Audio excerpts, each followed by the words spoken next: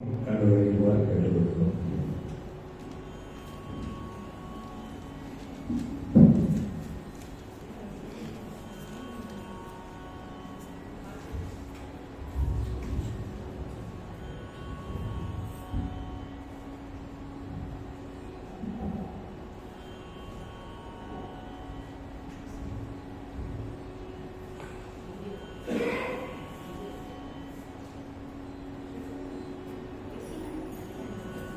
गोपिका जीवनमरणं येडुकुंटलवाड वेंकटरमण गोविंदा गोविंदा सद्गुरुनाथ महाराज की साधु संतन की मंदस्मितमुखाम्बोजं महनीयगुणार्णवम्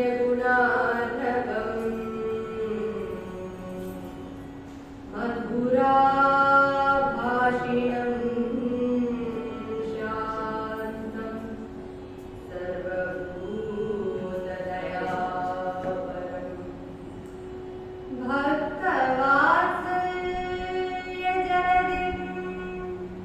परमानन्दविग्रहं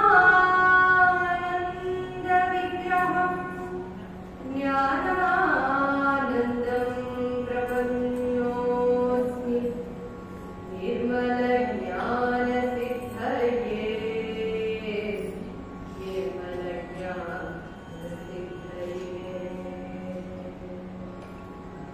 राधे कृष्णा नवरात्रि उत्सवमा इतने பேர் வந்திருக்கேன் அவாவாத்த குரு வச்சிருக்கலாம் பல ஆத்துக்கு குருவுக்கு போகலாம் அதெல்லாம் மீறி இன்றைய தினம் அப்படியே பிரம்மாண்டமா இங்க உட்கார்ந்து இருக்கிற இந்த ஸ்ரீனிவாசனுடைய லீலைகளை கேட்கறதுக்கு நீங்க எல்லாரும் வந்திருக்கீங்கன்னா அதுக்கு முதல்ல என்னுடைய கிருதஜ்ஞத்தை சொல்லி என்னுடைய நமஸ்காரத்தை சொல்லி ஆரம்பிக்கிறேன். சம்ஸ்கிருதத்துல வேங்கட அப்படிங்கிற வார்த்தைக்கு அதை பிரிச்சு நம்ம பார்த்தோம்னா வேங் அப்படிங்கிற வார்த்தைக்கு அமிர்தம் அப்படின்னு ஒரு அர்த்தம் உண்டு. கட்ட அப்படிங்கிற வார்த்தைக்கு ஐஸ்வர்யம் அப்படின்னு ஒரு அர்த்தம் உண்டு. வெங்கடாத்ரி அப்படிங்கிற மலைக்கு நம்ம போயிட்டு வந்தா நமக்கு அமிர்தமும் கிடைக்கிறது ஐஸ்வர்யமும் கிடைக்கிறது. அமிர்தம் கிடைக்கிறதே அப்போ மரணமே கிடையாதா அப்படின்னு கேட்டா இது எப்பேற்பட்ட அமிர்தமா பக்தி ரசத்தினுடைய அமிர்தம் நமக்கு கிடைக்கிறது. இன்னொரு அர்த்தம் தமிழ்லயும் சாதிக்கலாம். வேங்கட நம்ம பல ஜன்மாக்களா சம்பாதிச்சது ஒரே விஷயம் தான், பாவங்களை நிறைய சம்பாதிச்சிருக்கோம். அதுதான் கடல். தமிழ்ல கடல்னா கடல்னு ஒரு அர்த்தம். வேங் அப்படின்னா வெந்துகோள். வெங்கடாச்சலத்துக்கு போனா நம்ம பாவங்களுடைய கடல் எல்லாத்தையும் கொளுத்திடுறாராம் அந்த வெங்கடாச்சலத்துக்கு. வெங்கடாச்சலத்துக்கு வேணா போக முடியாத இருக்கலாம், ஆனா இங்க இந்த வெங்கடேஸ்வர பக்த சமாஜம் நமக்கு எப்பேற்பட்ட ஒரு வாய்ப்பு கொடுத்திருக்காருன்னா நம்ம பாவங்களும் போறது அதோட சேர்த்து ஐஸ்வர்யமும் அமிர்தமும் கிடைக்கும். அதனால அவர்களுக்கும் என்னுடைய சார்பாக எல்லாருடைய சார்பாகவும் நம்மளுடைய கிருதஜ்ஞத்தையும் நமஸ்காரத்தையும் தெரிவிச்சு இன்றைய தினம் கதையை ஆரம்பிக்கிறோம். இன்றைய தினம் நம்ம கதைக்கு எடுத்திருந்த தலைப்பு ஸ்ரீனிவாச கல்யாணம். நிறைய பேர் ஸ்ரீனிவாச கல்யாணத்தை கேட்டிருப்பேன், அனுபவிச்சிருப்பேன். ஆனா சாதாரணமா ஸ்ரீனிவாச கல்யாணம் எதுக்கு கேட்கணும் அப்படின்னு எல்லாராத்தையும் பேரம் கேட்டு இருந்தா கேட்பான். இந்த ஸ்ரீனிவாச கல்யாணம் எதுக்கு கேட்கணும், என்னையோ நடந்தது, அதை கேட்டு நம்ம என்ன பண்ண போறோம் அப்படின்னு கேட்டா முதல்ல பலனோட ஆரம்பிக்கணும். ஸ்ரீனிவாச கல்யாணத்தை கேட்டா என்ன பலன்? முதல் பலன் 365 நாளும். இது வெங்கடாச்சல மகாத்மியம் சொல்றது, நானா எதுவும் சொல்லல. வெங்கடாச்சல மகாத்மியம் சொல்றது ஸ்ரீனிவாச கல்யாணத்தை சொன்னாலோ கேட்டாலோ படிச்சாலோ நமக்கு கிடைக்கக்கூடிய பலன் என்னன்னா 365 நாளும் நம்ம வாழ்க்கை கல்யாண உற்சவம் மாதிரியே இருக்கும். அப்பனா தினசரி கல்யாணம் நடக்குமா அப்படின்னு கேட்டா அப்படி கிடையாதான். எப்படி நம்ம ஆத்துல ஒரு கல்யாணம் நடந்ததுன்னா நம்ம எல்லாரும் எவ்வளவு கோலாகலமா சந்தோஷமா இருக்கும். அந்த மாதிரி தினந்தோறும் தீபாவளி அப்படின்னு கேள்விப்பட்டிருக்கோம் இல்லையா? அந்த மாதிரி சந்தோஷமா நம்ம நாள் பொழுதும் எல்லாமே எப்போதுமே சந்தோஷமா கல்யாண உற்சவம் போல ஜேன்னு. இப்போ ஸ்ரீனிவாச கல்யாணத்தினுடைய 4 பெருமையை சொல்றேன். சாதாரணமா ஒரு கல்யாணம் அப்படின்னு சொன்னா யார் பேரை சொல்லி இருக்கும்? பொண்ணு பேரை சொல்லி இருக்குமா இல்ல மாப்பிள்ளை பேர் சொல்லி இருக்குமா? யாருக்காவது பதில் இருக்கா? ஸ்ரீனிவாச கல்யாணத்தை விட்டுடுவோம். சாதாரணமான ஒரு கல்யாணம் அப்படின்னு நம்ம எடுத்துட்டோம்னா அது பொண்ணு பேர் சொல்லி இருக்குமா மாப்பிள்ளை பேர் சொல்லி இருக்குமா? பொண்ணு பேர் தானே சொல்லி இருக்கோம். இப்போ கண்ணனுக்கும் ருக்மிணிக்கும் கல்யாணம் ஆகுது, அதுக்கு பேரு ருக்மிணி கல்யாணம். சரி, ராமனுக்கும் சீதைக்கும் கல்யாணம் ஆகுது, அதுக்கு பேரு சீதா கல்யாணம். சரி, வைஷ்ணவர் தான் இவா இப்படிதான் அப்படின்னு பார்த்தா சைவர்கள் கிட்ட போறோம். சுந்தரேஸ்வரருக்கும் மீனாட்சிக்கும் கல்யாணம் ஆகுது, என்ன கல்யாணம்? மீனாட்சி கல்யாணம். வள்ளிக்கும் முருகனுக்கும் கல்யாணம் ஆகுது, அதுவும் வள்ளி கல்யாணம். ஆனா நம்ம சனாதன தர்மத்திலேயே ஒரே ஒரு கல்யாணம் மாப்பிள்ளை பேர் ஒட்டி இருக்குன்னா அது நம்ம ஸ்ரீனிவாச கல்யாணம் தான். எதனால அப்படின்னு கேட்டா ஒரு ஹாஸ்யமான ஒரு அர்த்தத்தை இப்போ சொல்லிடுறேன், பின்னாடி ஆழமான அர்த்தம் எல்லாருக்கும் புரிஞ்சிடும். ஹாஸ்யமான அர்த்தம் என்னன்னா, சாதாரணமா யாரும் ஒரு விழாவை ஸ்பான்சர் பண்றாளோ அவ பேரை வச்சுதான் அந்த விழா இருக்கும். இங்க ருக்மிணி கல்யாணமா இருக்கட்டும், சீதா கல்யாணமா இருக்கட்டும், அவர்கள் பெண்ணாச்சு ஸ்பான்சர்ல தான் அந்த கல்யாணம் நடந்திருக்கு. ஜனகர் தான் சீதைக்கு கல்யாணம் பண்ணி வச்சார், பீஷ்மகர் தான் ருக்மிணிக்கு கல்யாணம் பண்ணி வச்சார். ஆனா ஸ்ரீனிவாச கல்யாணத்துல பாருங்க, ஸ்ரீனிவாசரே ஸ்பான்சர் பண்ணி நடந்த கல்யாணம் ஸ்ரீனிவாச கல்யாணம். அதனால மாப்பிள்ளை பேரை ஒட்டி ஸ்ரீனிவாச கல்யாணம்னு வந்து இது முதல் பெருமை. ரெண்டாவது பெருமை, சாதாரணமா ஒரு கணவனும் மனைவியும் அமையணும்னா சனாதன தர்மம் சொல்றது அது ஒருத்தருடைய தபஸ்லதான் கணவனும் மனைவியும் அமைவா அப்படிங்கிறது. அப்படின்னா என்ன? நம்ம ஆத்துல நமக்கு நல்ல கணவன் கிடைச்சிருக்கா அப்படின்னு நம்ம நம்புறோம்னா அது நம்ம பண்ண தபஸ்னால கிடைச்ச கணவனுங்கிறதுனால நல்ல கணவன். அதே சுமாரா அமைஞ்சிருக்கு அப்படின்னா அவளை சொல்லி தப்பு கிடையாது, நம்ம தபஸ் அவ்வளவுதான் இருக்கு. அப்போ நிஜ தப பல அப்படின்னு பெரியவா சொல்லியிருக்கா. இத எப்படின்னா பார்வதிக்கும் பரமேஸ்வரனுக்கும் சொல்லியிருக்கா. தபஸின் பலன் தான் பார்வதிக்கு பரமேஸ்வரன் கிடைச்சார், பரமேஸ்வரனுக்கு பார்வதி கிடைச்சார். ஆனா அத வாழ்ந்து காமிச்சது ஸ்ரீனிவாசனும் பத்மாவதி தாயாரும் தான். அதுதான் இரண்டாவது பெருமை. மூன்றாவது பெருமை, காமூல ஸ்ரீனிவாசர் விபவா அவதாரத்துல இருக்கார், காப்பில அர்ச்சா அவதாரமா இருக்கார். காமு காப்பி நம்மளுக்கு குடிக்கிற காப்பி தானே தெரியும், இது என்ன புதுசா காமு காப்பின்னு கேட்டா, காமு அப்படின்னா கல்யாணத்துக்கு முன் அவர் விபவா அவதாரமா இருக்கார். ராமர் கிருஷ்ணர்லாம் எப்படி இந்த பூலோகத்துக்கு வந்து ஸ்வயம் மனித வாழ்க்கை வாழ்ந்துட்டு போனாலும் அப்படி கல்யாணத்துக்கு முன்.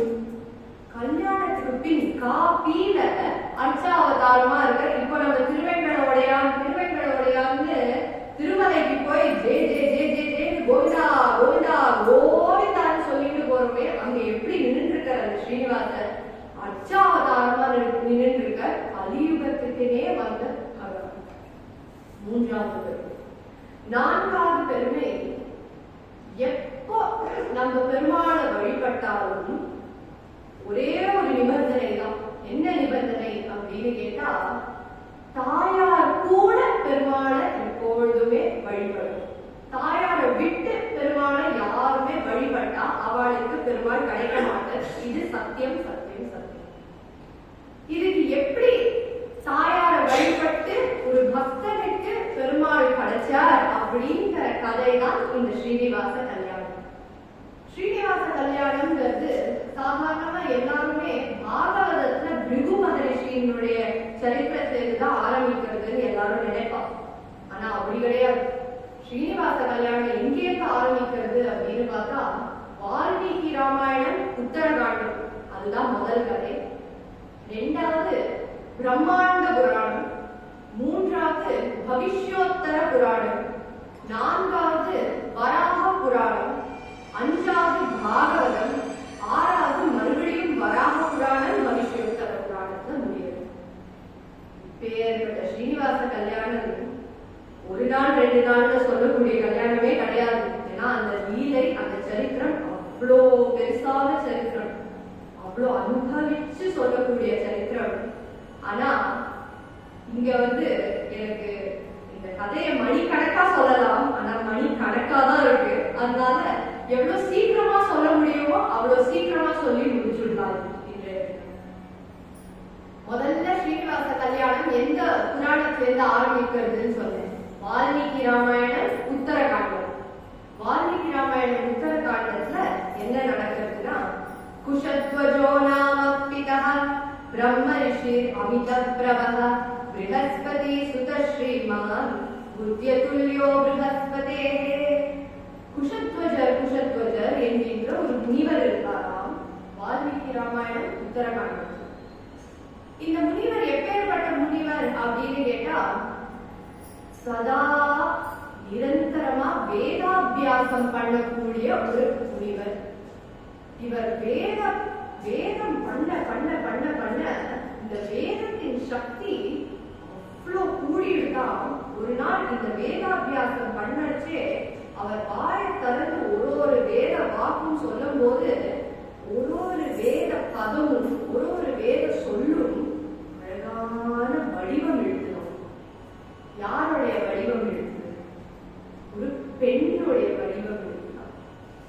அந்த பெண்ணுக்கு வேதத்தின் வடிவமா இருக்கிறதுனால வேதவதி அப்படின்னு பேர் கொடுத்துருக்காங்க. இன்றைய தினம் நம்ம யார் கல்யாணத்தை கேட்க வந்திருக்கோம்? பத்மாவதி கல்யாணத்தை கேட்க வந்திருக்கோம். ஆனா நான் சொல்றது வேதவதியினுடைய சரித்திரம். நல்லா கவனிச்சு கேட்போம். ஏன்னா இந்த வேதவதியை ஒட்டி தான் பத்மாவதி யாருன்னு நமக்கு புரிய போறோம். வேதவதி வளர்ந்துட்டே வரா. பயாலஜிக்கல் டாக்டர் கிடையாது வேதவதி. வேத சொல்லுனால வந்த ஒரு பெண். அந்த பெண்ணை குஷத்வஜரும் அவர் மனைவியும் தத்து எடுத்துட்டு அவளை வளர்த்துட்டே வரா. கல்யாண வயசு வந்துதான் வேதவதிக்கு.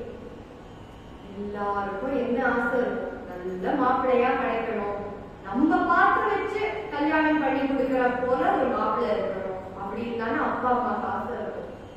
ஆனா குஷத்வஜருக்கு இந்த ஆசை வேற மாதிரியே இருக்கணும். கல்யாண வயசு வந்துடுது. யக்ஷர்கள், கந்தர்வர்கள், எல்லாரும் தேவர்கள், அசுரர்கள், ராட்சசர்கள் எல்லாரும் வந்து பொண்ணு கேட்க வரா வேதவதியே. ஏன்னா அவ்வளோ அழகா இருக்கா. வேதத்தின் வடிவம்னா அந்த அழக சொல்ல முடியுமா? அப்பேற்பட்ட அழகோட கூடிய இந்த வேதவதிக்கு கோடி கோடி லட்சக்கணக்கான மாப்பிள்ளைகள் அப்படியே லைனா வந்து நிக்கிறாளாம். ஆனா குஷத்வஜர் எல்லாரையும் ரிஜெக்ட் பண்ணிருக்காங்க. ஏன் நல்ல மாப்பிள்ளையா இருந்தா பண்ணி கொடுக்கலாமே கல்யாணத்தை அப்படின்னு பார்த்தா அவருக்கு மனசுல ஒரு ஆசை இருக்கும். என்ன ஆசை? அவர் யோசிக்கிறாரா, சாதாரண ஒரு கல்யாணம் பண்ணும்போது எல்லாரும் கேட்டிருப்பேன், விஷ்ணுவ அந்த மாப்பிள்ளை இடத்துல அந்த மாப்பிள்ளைய விஷ்ணு அப்படின்னு சொல்லிதான் தாலி கட்ட வைப்பான். இப்போ ஏன் இப்படி பண்றாங்கிறத புரிஞ்சுட்டா இந்த அர்த்தத்தை புரிஞ்சுக்கலாம். ஏன்னா இந்த சம்சாரத்துல எல்லா ஜீவாத்மாக்களும் பெண்களாம், புருஷனா இருக்கக்கூடிய ஒருத்தரே ஒருத்தர் தான் இருக்காளாம். அது அந்த பெருமாள் தான். அப்படின்னா எதுக்கு இப்படி மூக்க தொட்டு கல்யாணம் பண்ணி வைக்கணும்? மாப்பிள்ளை நமக்கு மகாவிஷ்ணுவாவே வந்துட்டா நம்ம விஷ்ணு ஸ்வரூபாய இயம்பராயன்னு சொல்ல வேண்டாமே கல்யாணத்துல. மாப்பிள்ளை விஷ்ணுவா வரணும்னு குஷத்வஜர் நெஞ்சுட்டாரா. நெஞ்சுட்டு எல்லாரும் ரிஜெக்ட் பண்ணிட்டு இருக்காரு குஷத்வஜர். ஒரு நாள் என்ன ஆகுதா, நேர பின்னாடி இருந்து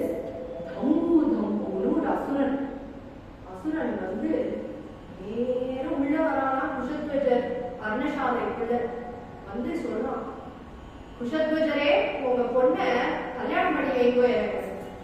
என்கிட்ட வீரியம் இருக்கு, தைரியம் இருக்கு, பலம் இருக்கு, சம்பத்தி இருக்கு, கொட்டி கிடக்கு, இவ்வளவும் கொட்டி கிடக்கு. எனக்கு கொடுத்தா நன்னா வச்சுமே அவங்க பொண்ணு. ஆனா குஷத்வஜர் பார்த்து முடியாதுமா, எனக்கு ஒரு ஆசை, என் வேதவதிக்கு மகாவிஷ்ணு தான் மாப்பிள்ளையா வரணும். இப்படி சொன்ன உடனே பொண்ணுக்கும் இஷ்டம் இல்லை, அப்பா அம்மாவுக்கும் இஷ்டம் இல்லைன்னு தெரிஞ்சு இந்த தம்பு என்ன பண்ணிருக்கணும், கிளம்பி போயிருக்கணும். அப்படி பண்ணியா அசுரனும் அசுரத்தனம் இருக்கே, அசுர குணங்கள் இருக்கே. அப்போ இந்த அசுரன் என்ன பண்ணானா, ராத்திரி வேளையில இந்த குஷத்வஜரும் அவர் மனைவியும் தூங்கிட்டு இருக்கிற நேரத்துல நேர பர்ணசாலைக்குள்ள வந்தாலும் அந்த குஷத்வஜனுடைய தலையை வெட்டிட்டாங்க. அத குஷத்வஜனுடைய மனைவி கண்ணை திறந்து பார்க்கறா, கணவன் மாண்டு போயிருக்கார். என்ன பண்ணதுன்னு அந்த ஓங்கர சத்தத்தை கேட்டு ஆலிங்கனம் பண்ணிட்டாலாம் கணவனை. அவளும் மாண்டு போயிட்டாள். இப்போ வேதவதி கல்யாண வயசுல இருக்கிற பொண்ணு தனியா சோகத்தை கொண்டாடி இருக்கிற சமயத்துல அவளுக்கு ஒரு எண்ணம் வரணும். எப்படி நம்மளுக்கு வாழ்க்கையில கஷ்டம் நஷ்டம் வந்தாலும் அந்த பகவான நினைக்கக்கூடிய நிலையில நம்ம இருக்கணும்னு வேதவதி இங்க நம்மளுக்கு சொல்லித்தரா. அவங்க என்ன நினைச்சாலும், நம்ம அப்பா அம்மாவுக்கு நம்ம கடன் பட்டுரும். என்னதான் இருந்தாலும் அவர்கள் நமக்கு எவ்வளவு பண்ணியிருக்காங்க, அதுக்கு கைமாறு ஏதாவது ஒண்ணு பண்ணும். கைமாறு பண்ணோம்னா அவளுக்கு நிறைவேறாத ஏதாவது ஒரு ஆசை இருந்ததுன்னா அதை பூர்த்தி பண்ணிட்டோம்னா அது அவளுக்கு ஒரு கைமாறு பண்ண மாதிரி தானே இருக்கும்னு வேதவதி சொல்றாளா. நான் தபஸ்ல இறங்குறேன். எங்க அப்பா குஷத்வஜருக்கு ஒரே ஒரு ஆசை தான், மகாவிஷ்ணுவை கல்யாணம் பண்ணிக்கணும், மகாவிஷ்ணு மாப்பிள்ளையா வரணும், அந்த மகாவிஷ்ணுவே மாப்பிள்ளையா வரணும்னு தபஸ்ல இறங்குறாளாம் வேதவதி. அந்த கஷ்டத்தையும் கஷ்டத்துல பகவானே நீங்க என்னை இப்படி பண்ணிட்டேன்னு நினைக்கல, உங்களை அடையணும் உங்களை அடையணும் உங்களை அடையணும், இதே சிந்தனையில இதே எண்ணத்துல நேரம் போய் தபஸ் பண்றோம். இல்ல நம்மளுக்கு இன்னொரு ஒரு லெசன் கிடைக்கிறது. சாதாரணமா முதல் நாள் மெடிடேஷனோ யோகாவோ தபஸோ பண்ணோம்னா டிஸ்ட்ராக்ஷன் இல்லாம நமக்கு இருக்காது. வேதவதி தபஸ் பண்ணிட்டு இருக்கா, திடீர்னு மேலேருந்து ஒரு புஷ்பக விமானம் வருதா. யார் உட்கார்ந்து இருக்கா புஷ்பக விமானத்துல? ராவணன் இருக்காங்க. ஏன்னா நம்ம எங்க இருக்கோம், வால்மீகி ராமாயணம் உத்தரகாண்டத்துல இருக்கோம். இன்னும் ராமன் சீதெல்லாம் பின்னாடிதான் வரப்போறா. இங்க வந்து வால்மீகி ராமாயணம் ராவணன் முன்னாடி என்ன பண்ணிட்டு இருந்தாங்கிற கதை. புஷ்பக விமானத்துல மேலேருந்து ராவணன் வரும். இந்த ராவணனுக்கு ரொம்ப கெட்ட குணம் ஒண்ணு இருக்குதான். போற வர வெளியிலதான் யாராவது அழகான ஒரு பெண்ணை பார்த்துட்டோம்னா அவ கிட்ட போய் ஆசை வார்த்தை பேசுறது, அவளை தொந்தரவு பண்றது, இதுதான் அவருக்கு வேலையா. அசுர குணம்னு சொன்னோம் இல்லையா, எல்லா பரிபூர்ண 10 தடவை எவ்வளவு அசுர குணம் இருக்கணும் அவனுக்கு, அத்தனை அசுர குணத்தையும் தூக்கிட்டு அந்த புஷ்பக விமானத்திலிருந்து வரும்போது அழகான வேதவதி தபஸ் பண்ணிட்டு இருக்கா. தபஸின் ஜோதி எப்படி இருக்கும், இத்தனை வருஷம் தபஸ் பண்ணிட்டு இருக்கிற இந்த வேதவதி முகத்துல அப்படியே பிரகாச ஒளி இருக்கான். அந்த ஒளிய பார்த்தோன்னா ராவணன் மயங்கி போயிட்டான். நேரா அந்த புஷ்பக விமானத்தை இறக்கி கீழே வந்து இந்த வேதவதி கிட்ட ஆசைவார்த்தைலாம் பேச வந்தான். என்னதான் ஒரு பெண்ணிடத்துல பேசக்கூடாதோ அத்தனையும் பேசினானாம் இந்த ராவணன். சொல்றான், வேதவதி வேதவதி என்ன கல்யாணம் பண்ணிக்கணும், கல்யாணம் பண்ணிக்கோ, நீ ஆனந்தமா வாழ்க்கைய வாழலாம், எல்லா சம்பத்தையும் கொடுக்கணும். ரொம்ப என்ன சொன்னாலோ அதை விட கோட்டி குரூரத்தோட இந்த ராவணன் ஏதோ எல்லாமே அவனுக்கு சொந்தம் மாதிரி இங்க சொல்லிட்டு வரானா. வேதவதி பார்த்தான். இப்போதான் எங்க அப்பா அம்மாவுடைய நிறைவேறாத ஆசையை பூர்த்தி பண்றதுக்கு நான் தபஸ் பண்ணிட்டு இருக்கேன். அந்த பெருமாளே மாப்பிள்ளையா கிடைக்கணும்னு ஆசைப்பட்டுனேன். அதை நான் பூர்த்தி பண்ணலன்னா என்னுடைய கைமாறு விட்டு போயிடும். என்னை விட்டுடுப்பா ராவணா, என்னை விட்டுடு இது கெஞ்சரானாம் வேதவதி. நான் ராவணன் பார்த்தான், விட்டுடுவானா அப்படியே ரொம்பவே விடாத போது ராவணன் விட்டுடுவானா. ராவணன் பார்த்தானாம், நீயே ஒத்துக்கலன்னா என்ன, உன்னை இழுத்துட்டு போறேன்னு அவளுடைய கேசத்தை புடிச்சிட்டு எப்படி திரௌபதியை இழுத்துட்டு துஷாசனன் போனானோ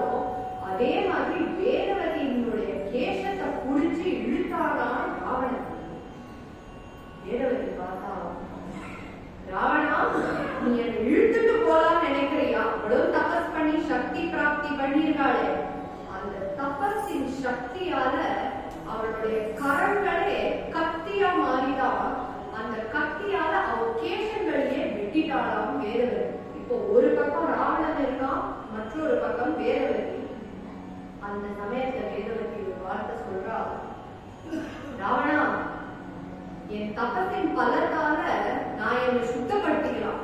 ஆனா ஒன்ன போல ஒரு பாப்பி என் கேசத்தை தொட்டா கூட என் சித்த சுத்தி போயிடுது. உடல் சுத்தி இந்த ஜன்மாவோட போயிடும். ஆனா என் சித்த சுத்தி ஒன்ன போல ஒரு பாப்பினால போயிடுது.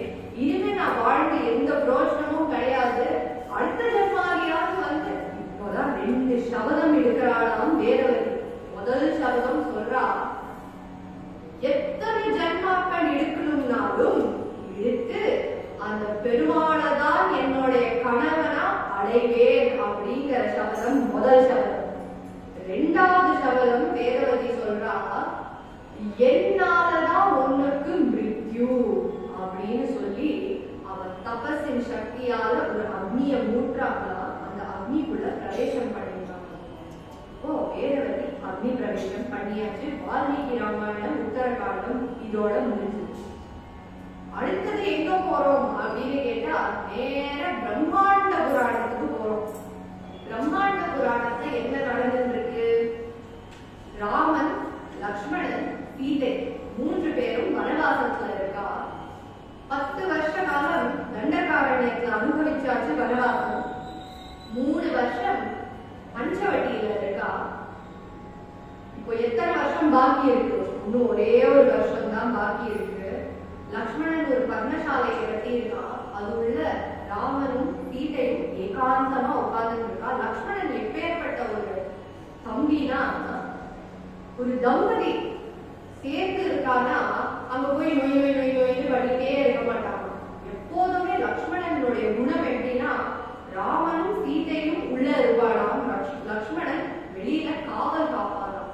அப்பேற்பட்ட குணம் லக்ஷ்மணனுக்கு. ராமனும் சீதையும் பண்டசாலைக்குள்ள ஏகாந்தமா இருக்கா. மகாவிஷ்ணு மகாலட்சுமி தானே, அவ ஏற்கனவே டைரக்ஷன் ஸ்கிரிப்ட் ரைட்டிங் எல்லாம் பண்ணியாச்சு அங்கே. ஆனாலும் ஒரு லீலைக்கோசரம் ராமன் சொல்றாராம் சீதை கிட்ட, சீதா கேளு, இப்போ ராவணன் ஒரு அசுரன் இருக்கான். லங்கையிலிருந்து வரப்போறான். வந்து கடத்திட்டு போயிட போறான்.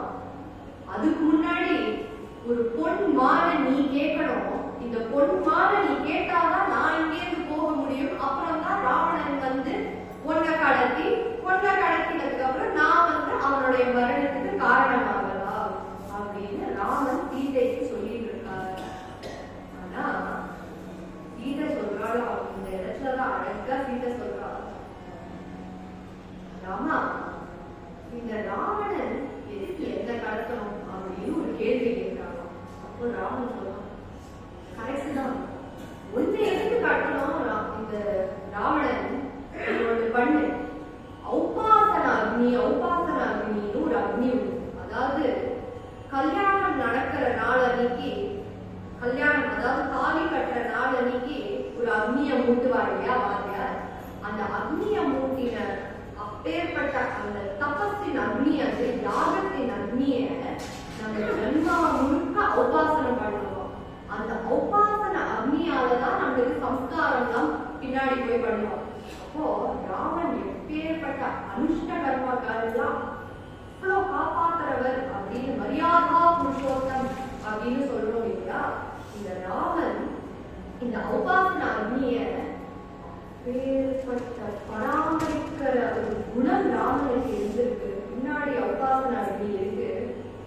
சீதை கிட்ட ராமன் சொல்றாங்க, சீதா நீ ஒண்ணு பண்ணு, நேரா அக்னி பிரவேசம் பண்ணி அந்த அக்னி லோகத்துல அக்னி ஒண்ண ரட்சிப்பாங்கன்னா, கல்யாணம் பண்ற சமயத்துல ஒரு ஸ்லோகம் இருக்கு.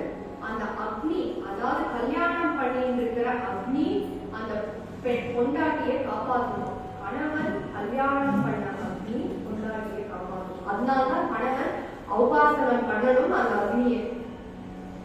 இந்த அக்னி லோகத்துக்குள்ள நீ பிரவேசிச்சு அங்க அக்னி தேவர் உன்னை காப்பாற்றுவான் அப்படின்னு சொன்னதுமே சீதை சொல்றா, சரி நான் கிளம்புறேன் அப்படின்னு நேர அக்னி லோகத்துக்கு சென்றாலும் சீதாதேவி. சீதை போயாச்சு. ஆனா சீதா இடத்துல யாராவது ஒருத்தர் வரணுமே. யார் வந்தா? வால்மீகி ராமாயணம் உத்தரகாண்டத்துல யார் அக்னி பிரவேசம் பண்ணா? வேதவதி.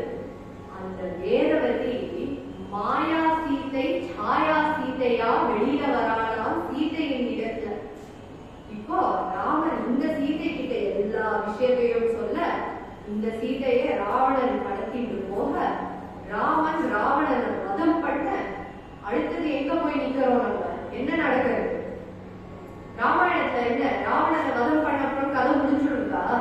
கிடையாது. சீதை முன்னாடி வச்சே ராமன் சீதையை என்ன பண்ண சொல்றான்? அக்னி பிரவேசம். எல்லாரும் சொல்லுவான் ராமனுக்கு கல் நெஞ்சா, அந்த சீதையை போய் அக்னி பிரவேசம் பண்ண சொல்றானே அப்படின்னு. ஆனா வால்மீகி ராமாயணம் உத்தரகாண்டத்தை படிச்சிருந்தாதான் அவளுக்கு புரியும், ராமன் தன்னுடைய சீதையை மீட்டு எடுக்க வேண்டாமா? அப்போ மாயா சீதையான சாயா சீதையை உள்ள அமிச்சாதான தன்னுடைய சீதையை மறுபடியும் மீட்டு எடுக்கலாம். அதனால அக்னி பிரவேசம் பண்ண சொல்லலாம். இப்போ இந்த சீதை சாயா சீதை இருக்காளே, அப்போ அக்னி பிரவேசம் பண்ணா. இங்கதான் அடுத்த ட்விஸ்டே பவிஷ்யோத்தர புராணத்துக்கு நம்ம போகணும். பவிஷ்யோத்தர புராணம் என்ன சொல்றதா, அக்னிதேவன் என்ன பண்ணா, 2 சீதையை கொண்டு வெளியில எடுத்துட்டு வரலாம். யார? நிஜமான சீதையையும் வெளியில கொண்டு வரலாம், மாயா சீதையான சாயா சீதையையும் வெளியில கொண்டு வரலாம். 2 சீதையும் வெளியில வந்தாச்சு. அக்னிதேவன் சொல்றானா, நீங்க 2 சீதையையும் ஏத்துக்க வேண்டும் அப்படின்னு. யாராவது நினைச்சு பார்க்க முடியுமா? ராமனுக்கு 2 மனைவியா? ஏகபத்னி விரதனா இருக்கக்கூடிய ராமனுக்கு 2 மனைவின்னு சொன்னாலே காது மூடிட்டு இருக்கக்கூடிய ஒரு தெய்வம் ராமன். அப்பேற்பட்ட ராமன் கிட்ட 2 சீதையை கொண்டு வந்து 2 பேரும் ஏத்துக்கோங்க அப்படின்னு. காட்டுக்கு போகும்போது ஒரு சீதையோட போனா, திரும்பி வரும்போது 2 சீதையோட வந்தா நல்லாவா இருக்கும்? நம்மளும் சேவிப்போமா? ராமன் 2 சீதையோட நின்னா சேவிக்க மாட்டோமே. அதனால ராமன் சொன்னாங்க, என்னால ஏத்துக்க முடியாது, அப்புறம் பார்த்துக்கலாம் அப்படின்னு. சீதா தேவியே சொல்றா, ராமா நீங்க ரொம்ப அனுஷ்டானங்கள் எல்லாம் வழிபடக்கூடிய ஒரு தெய்வம் தான், அந்த எந்த சந்தேகமும் கிடையாது. ஆனா இந்த வேதவதி ஆமா நீலோகத்திலும் தபஸ் பண்ணியிருக்கான். வால்மீகி ராமாயணம் திரேதாயுகத்திலேருந்து தபஸ் பண்ணிட்டு வரான். அவளை ஏத்துக்க கூடாதா? ஏத்துக்கோ அப்படின்னு சீதையே இந்த பக்தருக்கோசரம் பேசுறா. ராமன் கிட்ட தன்னுடைய மனைவியா யாரை ஏத்துக்க? வேதவதி என்கின்ற சாயா சீதையை ஏத்துக்க. ஆனா ராமன் சொன்னானா, இந்த ஜன்மால என்னால ஏத்துக்க முடியாது, கலியுகத்தை பார்த்துக்கலாம் அப்படின்னு. இப்போதான் நேர எங்க வரணும்? பாகவத புராணத்துக்கு வரணும். இங்கேருந்துதான் சாதாரணமா எல்லாரும் நினைச்சுவா ஸ்ரீனிவாச கல்யாணம் ஆரம்பமே. சரஸ்வதி நதி கரையோரமா எல்லா ரிஷிகளும் ஒரு யாகம் பண்ணிட்டு இருக்கா. யாகம்லாம் பண்ணி முடிச்ச அப்புறம் சாதாரணமா எந்த இடத்துக்கு நம்ம போனாலும் நம்ம எல்லாரும் பேசிப்போம் இல்லையா? பேசி கழிச்சு யாராவது ஒரு மாமா யாராவது ஒரு மாமி ஏதாவது ஒரு கான்ட்ரவர்சி கொண்டு வர மாட்டாரா? அப்பேற்பட்ட ஒரு ரிஷி ஒருத்தர் இருந்தாராம், ஒரு கான்ட்ரவர்சிய கொண்டு வந்தார். என்ன கான்ட்ரவர்சினா, நம்மளுக்கு 3 முதல் தேவர்கள் இருக்கா. யார்? பிரம்மா, விஷ்ணு, மகேஸ்வரர். இந்த 3 தேவர்கள்ல யார் வசதி, யார் உயர்ந்தவர் அப்படின்னு ஒரு டிபேட். இது தேவையா? ஆனா எல்லாம் ஒரு லீலை, எல்லாம் ஒரு காரணத்துக்கு சொல்லலாம். இந்த மாதிரி ஒரு கேள்வியை எழுப்பினாலாம். எல்லா ரிஷிகளும் பார்த்தாலும் இதுக்கு ஏதாவது ஒரு கன்க்ளூஷனுக்கு நம்ம வரணுமே, என்ன கன்க்ளூஷனுக்கு எப்படி வரலாம் அப்படின்னு கேட்டா, இந்த இடத்துலதான் பிருகு முனிவர் ஒரு முனிவர் இருக்கார். இந்த முனிவர் சொல்ற ரொம்ப சாமர்த்தியமுள்ள முனிவர். அவர் சொல்ற, நான் இந்த 3 தெய்வத்துக்கும் பரீட்சை வைக்கிறேன், யார் நம்ம பரீட்சையில ஜெயிக்கிறாளோ அவர்கள் தான் வசதியான கடவுள். இப்போ பிருகுமுனிவர் நேர பிரம்மா கிட்ட போற பிரம்மலோகத்துக்கு. பிரம்மாவுக்கும் பிருகுமுனிவருக்கும் என்ன உறவு? யாராவது சொல்ல முடியுமா? பிரம்மாவுக்கும் பிருகுமுனிவருக்கும் என்ன உறவு? பிரம்மாவும் பிருகுமுனிவரும் அப்பா மகன். எப்படின்னு இன்னொரு கதை, இன்னொரு நாள் இங்கேயே வெங்கடேஸ்வர பக்த சமாஜத்திலேயே இன்னொரு ஸ்லாட் கொடுத்தா நம்ம சொல்லிடலாம். ஆனா இன்றைய தினம் இது தெரிஞ்சுட்டா போறோம், பிரம்மாவும் பிருகுமுனி முனிவரும் அப்பா மகன். அந்த காலத்துல பிருகு முனிவர் சாதாரணமா பிள்ளைகளா இருந்தாலே அப்பா முன்னாடி நிமிர்ந்து நிற்க மாட்டாராம், ஒரு பணியோட தான் நிற்பாராம். பிருகு முனிவர் பிரம்மலோகத்துக்கு போனோடனே உடனே வந்து சேவைகளையாம் நேர வார நிமிர்த்தி நின்னாராம் பிரம்மா முன்னாடி. பிரம்மா வாயிலிருந்து எதுவுமே வரல, ஆனா மனசுல கோபம் வந்துதான். உடனே பிருகு முனிவர் சொன்னார், நீங்க என்னுடைய டெஸ்ட்ல ஃபெயில். ஏன்னா உங்களுக்கு கோபம்ங்கிற ஒரு கெட்ட குணம் இருக்கு. கோபம்னு அந்த குணம் இருந்ததுன்னா என்ன தெய்வம்னா அங்கேருந்து நேர கிளம்பி எங்க போன கைலாயத்துக்கு போனோம். கைலாயத்துக்கு போனா சிவனுக்கும் பிருகு முனிவருக்கும் என்ன சம்பந்தம்? சிவனும் பிருகு முனிவரும் சகோதரர்கள். சகோதரனை பார்த்தா அந்த காலத்துல ஆலிங்கனம் பண்ணிக்கணும், கட்டி பிடிச்சுக்கணும். சிவபெருமான் நேர வந்த, பிருகு ஒன்ன பார்த்து ரொம்ப நாள் ஆச்சே, வா வா என்ன அணைச்சுக்கோ அப்படின்னு சிவபெருமானே வந்து ஆலிங்கனம் பண்ண வந்தாராம். பிருகு முனிவர் பார்த்தார், சொன்னார், சே நீங்க பூத கணங்களோட எல்லாம் இருக்கே, நீங்க என்ன தொடர்ந்து அப்படின்னதுமே சிவபெருமானுக்கு கோபம் வந்துதான் சூலத்தை தூக்கிட்டாராம். இவரும் பேய் அப்படின்னு போட்டு, அப்பதான் பார்வதி தேவி பக்கத்துல நின்று சொல்றாரா, தெரியாதா உங்களுக்கு, தெரியாதா அவர் வந்ததே உங்களுக்கு பரீட்சை எடுக்க. அப்ப சிவபெருமான் சொல்றாரா, இவர் இங்கேருந்து வைகுண்டத்துக்கு போனாதான் ஒரு பக்தன் காத்துன்னு இருக்கார் கீழே. அந்த பக்தாருக்கு எல்லாருக்கும் அந்த ஸ்ரீனிவாசன்கிற அவதாரம் கிடைக்கும். நான் இப்படி பண்ணல எப்படி கிடைக்கும்? அதனால யார் இந்த கதை நிறைய பேர் சொல்லுவா, ஓஹோ பெருமாள வசதின்னு சொல்லிட்டாலே சிவபெருமான் ஃபெயிலா, அது முக்கியமே கிடையாது. இந்த கதையில என்ன முக்கியம்னா, அது சிவபெருமானா இருக்கட்டும், பெருமாளா இருக்கட்டும், பிரம்மதேவனா இருக்கட்டும், எல்லாரும் ஒரு சிங்க்ல தான் வேலை பண்ணிட்டு இருக்கா. எல்லாருமே ஒண்ணுதான், வேற எந்த விதமான வித்தியாசமும் கிடையாது. நேர இந்த கோபத்தை காண்பிச்சோடனே பிருகு முனிவர் நேர கிளம்பி வைகுண்டத்துக்கு சென்றார். வைகுண்டத்துக்கு போனா அங்க பெருமாள் அவங்க நம்ம ரங்கநாதர் எப்படி அந்த சயனத்தோட மகாலட்சுமி தாயார் காலை பிடிச்சிட்டு அப்படியே ரொம்ப அழகா இருக்காரா. காரிய வைகுண்டத்துக்கு போறாரா. ஏன்னா நெஜ வைகுண்டத்துக்கு போனா ரிட்டர்ன் கிடையாது. அதனால வைகுண்டம் தான் இதுவும். காரிய வைகுண்டம் அப்படின்னு ஒரு ஆபீஸ் ரூம் அப்படின்னு நம்ம சொல்றோம் இல்லையா. ஹெட் குவார்டர் வேணா வேற ஏதாவது ஊர்ல இருக்கலாம், ஆனா ஆபீஸ் எல்லா ஊர்லயும் இருக்கும். அந்த மாதிரி வைகுண்டம்ங்கிறது ஹெட் குவார்டர். ஹெட் குவார்டர்ஸ்க்கு பல ஆபீஸ் தான் இந்த காரிய வைகுண்டம். இந்த காரிய வைகுண்டத்துக்கு நேர பிருகு முனிவர் வந்தார். பிருகு முனிவரை பார்த்து பெருமாள் என்ன பண்ணிருக்கணும், வந்து வரையலா வாங்க காஃபி டீ குடிக்கிறேன் கேட்டிருக்கணும். ஆனா இந்த பெருமாள் என்ன பண்ணிட்டு இருக்க, பள்ளி கொண்டு இருக்க. அதுவும் தாயார் காலை பிடிச்சு விட்டு இருக்கா, கண்டுக்கவே இல்லை. இதை பார்த்ததுமே இது எப்படின்னா, முதல்ல பிரம்மா முன்னாடி நிமிர்ந்து நின்னதுக்கே கோபம் வந்து கொடுத்து பிரம்மாவுக்கு. அடுத்தது ஆலிங்கனம் டெஸ்ட் கொஞ்சம் லெவல் கூடிட்டே வருது பாருங்க. ஆலிங்கனம் பண்ண வேண்டாம்னு கிளம்பினர். இப்போ என்ன பண்ணார் பிருகு முனிவர், நேர பெருமாள் கிட்ட போனாரா. அவர் மார்புல காலால எட்டி ஒரு எட்டி உதச்சதுமே பெருமாள் என்ன பண்ணார், கண்ணை திறந்து யாருடா என்ன எட்டி உதச்சா அப்படின்னு கேட்கலையும். கண்ணை திறந்தோடனே பார்த்த, பிருகு முனிவரே நீங்களா வந்திருக்கேன், என்ன மன்னிக்கணும். உங்களை பார்த்து நான் இப்படி சயனமா இருந்திருக்கவே மாட்டேனே, இந்த சயன அலங்காரத்திலேயே இருந்திருக்க மாட்டேனே. உங்களை பார்த்துட்டா உடனே உங்களுக்கு ஒரு ரத்ன சிம்ஹாசனத்தை கட்டி உங்களுக்கு எல்லா உபகாரமும் பண்ணியிருப்பேனே, உங்களை பார்க்காம போயிட்டேனே, என்னை மன்னிச்சுக்கோங்கன்னு நேர பிருகு முனிவர் கிட்ட போய் அவருக்கு பால் பூஜை பண்றாராம் பெருமாள்.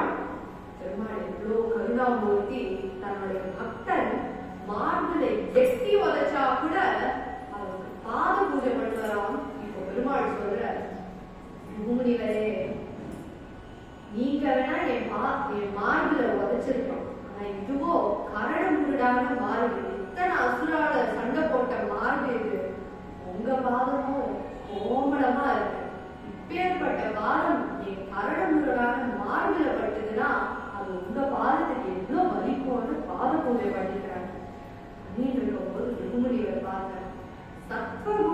பூர்ணமா கொண்டு வர ஒரு கடவுள் யார் அப்படின்னு பார்த்தா தோ இங்க ஜம்முன்னு நின்று இருக்காரு, அந்த பெருமாள் தான் அப்படின்னு நேர மறுபடியும் சரஸ்வதி நகரையோட வந்து எல்லா ரிஷிகளுக்கும் சர்டிபிகேட் கொடுத்துருக்காரு. நம்ம மறுபடியும் சொல்ற எந்த கதையில இருக்கோம்? ஸ்ரீனிவாச கல்யாணத்துல இருக்கும். இன்னும் ஸ்ரீனிவாசனும் வரல, பொண்ணும் வரல. அப்போ எதுக்கு இந்த லீலை அப்படின்னு கேட்டா, எதனால பிருகு முனிவர்களுடைய கதை ரொம்ப முக்கியம் அப்படின்னு பார்த்தா, பிருகு முனிவர் எங்க உதைச்ச பெருமாளை? மார்புல உதைச்சார். அந்த மார்புல உதைச்ச இடத்துக்கு தான் கௌஸ்துபம் அப்படிங்கிற ஒரு சிங்காரமே வச்சுருக்க. எந்த பெருமாள் கோவில் போய் சேவிச்சாலும் அந்த கௌஸ்துபம் அப்படிங்கிற இடம் இருக்கும். அந்த இடத்தை யார் உட்கார்ந்து இருக்கா? தாயார் உட்கார்ந்து இருக்கா. பிருகு முனிவருக்கும் மகாலட்சுமிக்கும் என்ன உறவு? பிருகு முனிவர் மகாலட்சுமியினுடைய தந்தை, அப்பா. அஷ்டலட்சுமின்னு நம்ம படிக்கிறோம் இல்லையா லட்சுமி ஸ்தோத்திரத்துல. அந்த அஷ்டலட்சுமியில பார்கவி அப்படிங்கிற லட்சுமிக்கு தந்தையா வரக்கூடியவர் பிருகு முனிவர். அதனால மகாவிஷ்ணு மாப்பிள்ளை, பொண்ணு மகாலட்சுமி. இவர் என்ன பண்ணியிருக்காரா, நேரம் போய் மாப்பிள்ளை கிட்ட யாராவது சொல்ல முடியுமா, நீங்க இந்த காரியத்தையே சரியா பண்ணல, ஒழுங்கா உங்களுக்காக வேதவதி தபஸ் பண்ணிட்டு இருக்கா, அவளை போய் ஏத்துக்கோங்க அப்படின்னு மாப்பிள்ளை கிட்ட போய் சொல்ல முடியுமா? சொல்ல முடியாது.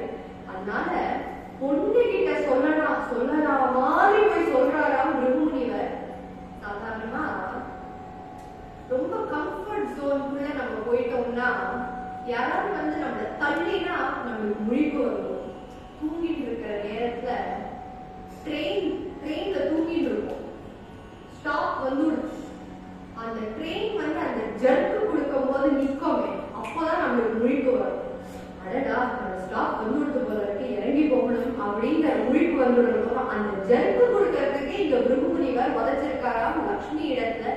லக்ஷ்மி கிட்ட ஞாபகப்படுத்துறதுக்கு, அம்மா சொல்லுமா உன் கணவன் கிட்ட சொல்லு, வேதவதி காத்துன்னு இருக்கா, திரேதாயுகம் முடிஞ்சது, துவாபர யுகம் முடிஞ்சது, மகாபாரதமே முடிஞ்சுடுச்சு, கலியுகம் வந்தாச்சு, இன்னும் வேதவதி தபஸ் பண்ணிட்டு இருக்கா, அக்னிலோகத்தை ஏதாவது பண்ணி வேதவதிக்கு ஒரு வழி காமிக்க மாட்டேங்கிறாமா அப்படின்னு பிருகு முனிவர் ஞாபகப்படுத்தியாச்சு. அந்த காலத்து மனைவிகளை பத்தி சொல்றேன். நேர கணவன் கிட்ட போய், என்ன நீங்க இது கூட பண்ண தெரியாதா அப்படின்னு கேட்க முடியுமா மகாலட்சுமியால? மகாலட்சுமி பார்த்தாலும் அந்த திருமார்புல இருந்து வெளியில வந்தாலும் வந்து மகாவிஷ்ணு கிட்ட சொல்றாங்க, நீங்க இப்ப என்ன பண்ணேன்னு உங்களுக்கு தெரியுமா? யாரோ ஒருத்தர் வந்து உங்களை எட்டி உதைச்சுட்டு போற, அதுவும் 7 இடத்துல எட்டி உதைச்சுட்டு போற, அவருக்கு தண்டனை கொடுக்காம நீங்க அவருக்கு பாத பூஜை பண்ணிட்டு இருக்கு. உங்களுக்கு என் மேல கருணையே இல்லையா, அன்பே இல்லையா? கோச்சிட்டு நேர கிளம்பி போயிடுறான் வைகுண்டத்துல இருந்து. பெருமாளை விட்டு மகாலட்சுமி கிளம்பி போய் எங்க இருக்கான்னு இப்போ பெருமாள் தேடுற. ஆனா உங்களுக்கு நான் சொல்லிடுறேன், மகாலட்சுமி கொல்லாபுரம் அப்படிங்கிற, கோல்ஹாப்பூர் அப்படிங்கிற ஒரு ஊரு மகாராஷ்டிரால இருக்கு. அந்த ஊரு அங்க தபஸ் பண்ணிட்டு இருக்காளாம் மகாலட்சுமி. பெருமாள் பார்த்தார். உடனே போய் மகாலட்சுமியை கண்டுபிடிச்சுட்டா நல்லாவா இருக்கும்? நல்லா இருக்காது, ஏதாவது ஒரு லீலை பண்ணணும் இல்லையா? அதனால நேர போன பாதாளத்துக்கு கபில முனிவர் பர்ணசாலை வரைக்கும் போய் மகாலட்சுமி எங்க, மகாலட்சுமி எங்க, மகாலட்சுமி எங்க, மகாலட்சுமி இல்லாம என் வாழ்க்கையே நன்னா இல்ல, வைகுண்டமே நன்னா இல்ல, மகாலட்சுமி இல்லாம ஒரு இடம் இருக்க முடியுமா அப்படின்னு இங்க தேடுற அங்க தேடுற. அவ்வளோ விரக பாவத்தை பெருமாளும் அனுபவிச்சிருக்க. ஒரு ஊருக்கு நம்ம கணவனும் மனைவியோ எங்கேயாவது நம்மளை விட்டு போனா அந்த தாபம் என்ன அப்படிங்கிறது பெருமாளும் அனுபவிச்சிருக்காருங்கிறது தான் இந்த கதை. பெருமாள் பார்த்தார், பாதாளத்திலிருந்து நேர வெளியில வந்தார். எங்க வெளியில வந்தாராம்? கும்பகோணத்துல பாதாள ஸ்ரீனிவாசன் அப்படின்னு. இப்போதான் ஸ்ரீனிவாசன் முதல்ல விபவ அவதாரத்துல இந்த பூலோகத்தை தன்னுடைய அழகான மலர்கள் போல இருக்கக்கூடிய திருவடிகளை வைக்கிறாங்க. பாதாள ஸ்ரீனிவாசன் இன்னைக்கு கூட கும்பகோணத்துக்கு போனா இந்த பாசால ஸ்ரீனிவாசனை தேடிக்கலாம். அங்கேருந்து தேடிட்டே மேல் பக்கத்துக்கு போறாராம். அங்க மேட்டு ஸ்ரீனிவாசனா நிக்கிறாராம் ஸ்ரீனிவாச பெருமாள். இப்போ எல்லா இடத்துலயும் தேடி பார்த்தாச்சு, மகாலட்சுமி எங்க இருக்காரு பெருமாளுக்கு தெரியல. அப்போ நாரதர பெருமாள் கூப்பிடுறாராம். கூப்பிட்டு சொல்ற, நாரதரே என் மகாலட்சுமி இல்லாம எனக்கு முடியல, நாரதரே எங்க இருக்கா என் மகாலட்சுமி அப்படின்னு கேட்கும்போது நாரதர் வழி சொல்லி காட்டுறாராம். கொல்லாபுரத்துல மகாலட்சுமி தபஸ் பண்ணிட்டு இருக்காங்க. இப்போ ஸ்ரீனிவாச பெருமாள் நேர கிளம்பி கொல்லாபுரத்துக்கு போற. கொல்லாபுரத்துக்கு போனா உடனே மகாலட்சுமி திருமார்பில ஏறி உட்கார்ந்துருவாளா? கிடையாது. அவளும் ரோஷக்காரியாச்சு. அதனால மகாலட்சுமி அப்படியே அலங்காரத்தோட அலங்கார ஸ்வரூபிணியாக அந்த கொல்லாபுரம் மகாலட்சுமின்னு இன்னைக்கு கூட அந்த கூகுள்ல தட்டினாலே நம்மளுக்கு போட்டோ எல்லாம் வந்துடும். அந்த மகாலட்சுமியை பார்த்தாலே அவ்வளவு அழகா இருக்கலாம். என்ன புடவை, என்ன காதுல என்ன கிங்கிணி கிங்கிணி கிங்கிணியாக தோடு, நெத்தி சுட்டி, இந்த மாதிரி பிரமாதமா அலங்காரம் பண்ணிட்டு அங்க நின்று இருக்கா. அகஸ்தியர் அவளுக்கு அர்ச்சனை பண்ணிட்டு இருக்கார், திருவாராதனை பண்ணிட்டு இருக்கார். பெருமாள் வெளியில கோவில் வாசல்ல வந்து நிக்கிறார். மகாலட்சுமி மகாலட்சுமி அப்படின்னு வெளியில இருந்து கூப்பிடுறாரு. தாயார் சொன்னாரா, அவரை காத்துன்னு இருக்க சொல்லுங்க. ஏன்னா தாயார் அம்மா ஆச்சே. நம்ம பக்தர்களுக்கெல்லாம் தாயார் தானே அம்மா. எத்தனை கோவிலுக்கு போய் அந்த திரைய சாத்தி நம்மளை காக்க வைக்கிறான் அந்த பகவான். அதோடைய தாபம் நம்ம ஏங்கணும் இல்லையா? அந்த பகவான காமிச்சுட மாட்டாளா திரை எப்போ தரக்க போறதுன்னு நம்ம ஏங்குற ஏக்கம் பகவானுக்கு தெரியணுங்கிற அது ஒரே இன்டென்ஷன் தான் மகாலட்சுமி தாயாருக்கு. பக்தர்கள் என்னெல்லாம் அனுபவிக்கிறாளோ அது பெருமாள் ஒண்ணுமே இல்லை. சாதாரணமா ஏதாவது ஒண்ணு இருந்துன்னா அந்த மருந்தை நம்ம சாப்பிட்டு பார்த்தாதான் அந்த மருந்தினுடைய கசப்பு நம்மளுக்கு தெரியும். குழந்தைகளுக்கு மருந்து ஊற்றினா சாப்பிடுன்னு சொல்றது ரொம்ப சுலபம். ஆனா அது எவ்வளவு கசப்பம் வாயும்.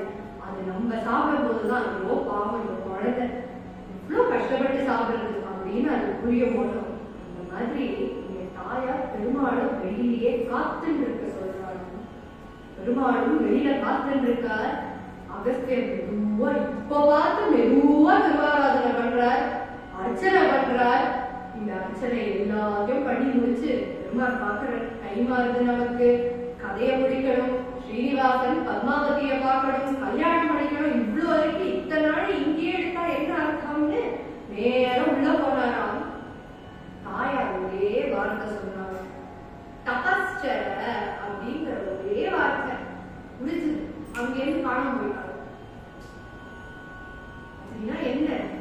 நேர தாயார் சொல்லியிருக்கா பெருமாள்கிட்ட, இப்படியேதான் நான் இவ்வளவு சுலபமா உங்க மனசுல திருவாரூர்ல எல்லாம் வந்துட மாட்டேன். என்ன எட்டி உதச்ச வரைக்கும் பாத பூஜை பண்ணிட்டு இருக்கேன். இவ்வளவு பெரிய ஒரு தப்புக்கு நான் இவ்வளவு சுலபமான ஒரு விஷயத்தை நான் காண்பிச்சு கொடுத்துட்டேன்னா அடுத்த வாட்டி வேற யாராவது வந்து உங்க மார்புல உதப்பா உடனே நீங்க அதையும் விட்டுடுவேன். அதனால தண்டனையும் அனுபவிங்கோ, நேர பெருமாளை தபஸ் பண்ணுங்கோ அப்படின்னு அனுப்புறாங்க. பெருமாள் பார்த்து எங்க தபஸ் பண்ணுறதுன்னா கவலைப்படாதீங்கோ, நானே கூகுள் மேப்ஸா வரேன்னு ஒரு அசரீரி குரலாக வந்து ஒரு குதிரை மேல பெருமாள் ஏற. அந்த குதிரை தான் கருடனா. பெருமாள் எந்த வாகனத்து மேல ஏறினாலும் அந்த வாகனம் கருடன் தான். பெருமாள் குதிரை மேல ஏற அசரீரி குரல், நேரம் போங்கோ, take right, take left, go straight direction கொடுக்க. எங்க போய் வந்த பெருமாள்? திருச்சுகனூர் அப்படின்னு, திருச்சானூர் அப்படின்னு ஒரு இடம் இருக்கு. சுகபிரம்மங்கிற அந்த முனிவர் அங்கதான் தபஸ் பண்ணியிருக்கார். அந்த ஊர்ல வந்து தபஸ்சரங்கிற அந்த குரல் மறுபடியும் கேட்கும். பெருமாள் தபஸ் பண்ணணும். பிராட்டிக்கு மன்னிப்பு தபஸ் அப்படின்னு பேரு. தபஸ் பண்றதுக்கு அவர் பார்த்தாராம், எனக்கு மகாலட்சுமியை திருப்தி படுறதுக்கு அவருக்கு ரொம்ப பிடிச்ச புஷ்பத்தால பண்ணணும் அப்படிங்கறதுனால தாமரை மலர் தானே மகாலட்சுமிக்கு ரொம்ப பிடிச்ச புஷ்பம். ஆனா தாமரை ராத்திரி வேளையில வாடி போயிடும். என்ன பண்றதுன்னு தெரியல. அப்போ பார்த்த பெருமாள் ஒரு சூரியனையே அங்க பிரதிஷ்டை பண்ணினார். இனிமே ராவது பகலாது சதா அந்த தாமரை மலர் அப்படியே அந்த மகாலட்சுமியினுடைய திருமுகம் போலவே அழகா இருக்கும் அப்படின்னு அங்க ஆகாச கங்கையிலேருந்து விதைகளை கொண்டு வந்து நேர தபஸ் பண்ண ஆரம்பிக்கிறார். அர்ச்சனை பண்றார். தபஸ் ஒரு பக்கம், அர்ச்சனை ஒரு பக்கம், தபஸ் ஒரு பக்கம், அர்ச்சனை ஒரு பக்கம். இந்த மாதிரி எத்தனை வருஷம் தபஸ் பண்ணாராம் பகவான்? 12 வருஷ காலம் பெருமாள் மகாலட்சுமி கோசம் தபஸ் பண்ணியிருக்கார். பெருமாள் தபஸ் பண்ண 12வது வருஷத்துல மகாலட்சுமி தாயார் பஞ்சமி அப்படின்னு ஒரு விழா இருக்கு. அதை நம்ம கொண்டாடுறோமே, அது இந்த நாள் தான். திருச்சானூர்ல ஆரம்பிச்சது. இன்னைக்கும் தாயார் பஞ்சமி அன்னைக்கு திருச்சானூருக்கு போனோம்னா ரொம்ப விசேஷமான ஒரு கொண்டாட்டமா இருக்கும் அந்த உற்சவம். அப்பேற்பட்ட உற்சவ நாள உருவாக்கின மகாலட்சுமி தாயார், கொல்லாபுர மகாலட்சுமி இங்க தரிசனம் கொடுக்கிறாராம். யாருக்கு? பெருமாளுக்கு. இப்போவாது திருமார்ல மறுபடியும் ஏறுவியா மகாலட்சுமி அப்படின்னு பெருமாள் கேட்க, இதுக்கு தாயார் பதில் கொடுக்கணும். இப்பவே ஏறணும், அதெல்லாம் சரி வராது, இப்பெல்லாம் ஏற முடியாது. பெருமாள் பார்த்து, என்னடா இது தபஸ்சரன் 12 வருஷ காலம் நானும் தபஸ் பண்ணியாச்சு, மன்னிப்பும் கேட்டாச்சு, அர்ச்சனை பண்ணியாச்சு, பூலோகம் பாதாள லோகம் 14 லோகத்தையும் தேடி பார்த்து உன்னை கண்டுபிடிச்சாச்சு, இதுக்கு மேல நான் என்ன பண்ணணும் அப்படின்னு கேட்க தாயார் சொல்றாளாம், நீங்க 12 வருஷத்துக்கு தபஸ் பண்றதுக்கே இவ்வளோ கஷ்டப்படுறீங்களே, திரேதாயுகத்திலேருந்து ஒருத்தி தபஸ் பண்ணிட்டு இருக்கா, தபஸ் பண்ணுங்கோ தபஸ் பண்ணுங்கோ தபஸ் பண்ணுங்கோன்னு பக்தாள் கிட்ட ரொம்ப சுலபமா நீங்க சொல்றீங்களே, அந்த தபஸ் பண்றது எவ்வளோ கஷ்டம்னு நீங்க உணர வேண்டாமா? என்னைக்கு நீங்க அந்த வேதவதிய பூர்ணமா ஸ்வீகரிக்கிறீங்களோ அன்னைக்குதான் உங்க திருமார்புல நான் ஏறுவேன் அப்படிங்கிறாங்க மகாலட்சுமி. சரி, வேதவதி எங்க இருக்கா சொல்லவும் அப்படின்னு பெருமாள் கேட்க, நேர தாயாருக்கு ஒரு கதை சொல்றாராம்.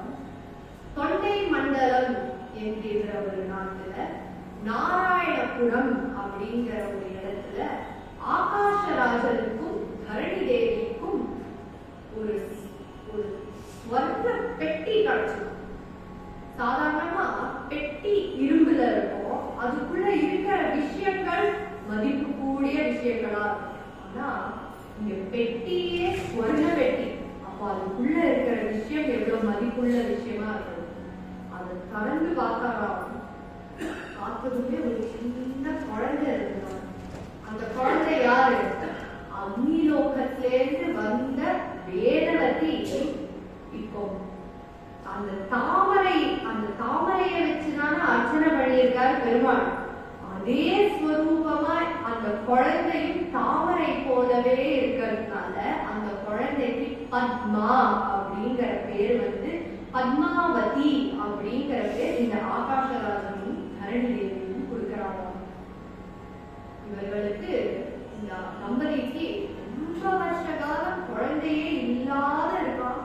இந்த குழந்தை கிடைச்ச உடனே இவ்வளோ சந்தோஷப்படுறாளாம். ஆஹா, இப்பேற்பட்ட இவ்வளோ அழகான ஒரு குழந்தை கிடைச்சிருக்கே அப்படின்னு இந்த குழந்தைய தூக்கி அந்த கால தன்னுடைய கோட்டைக்குள்ள வைக்கிறாளாம். அடுத்த நாளே தரணி தேவி கர்ப்பவதி ஆவாளாம். அவ்வளோ லக், ப்ராஸ்பெரிட்டி அப்படின்னு சொல்றாங்க. மகாலட்சுமி அமைச்சிருக்காளே, அந்த மகாலட்சுமியினுடைய குணம் இங்க நமக்கு தெரிய வேண்டாமா? அந்த தத்துவம் இருக்கு, அந்த தத்துவத்தின் சக்தி ஒரு இடத்துலயும் நம்மளுக்கு தெரியும்.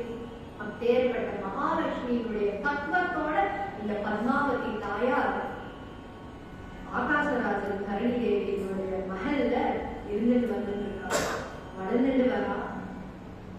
இன்னொரு ஒரு குழந்தை பிறந்தது. அது ஒரு பையன், வசுதாதன் அப்படின்னு பேர் வைக்கிறான். இந்த வசுதாதனும் பத்மாவதியும் அழகா சகோதரன் சகோதரியா அழகா ஒருத்தர் நல்லா பார்த்துட்டு நல்ல குணங்களோட, தத்துவ குணங்களோட வளர்ந்துட்டே வரலாம்.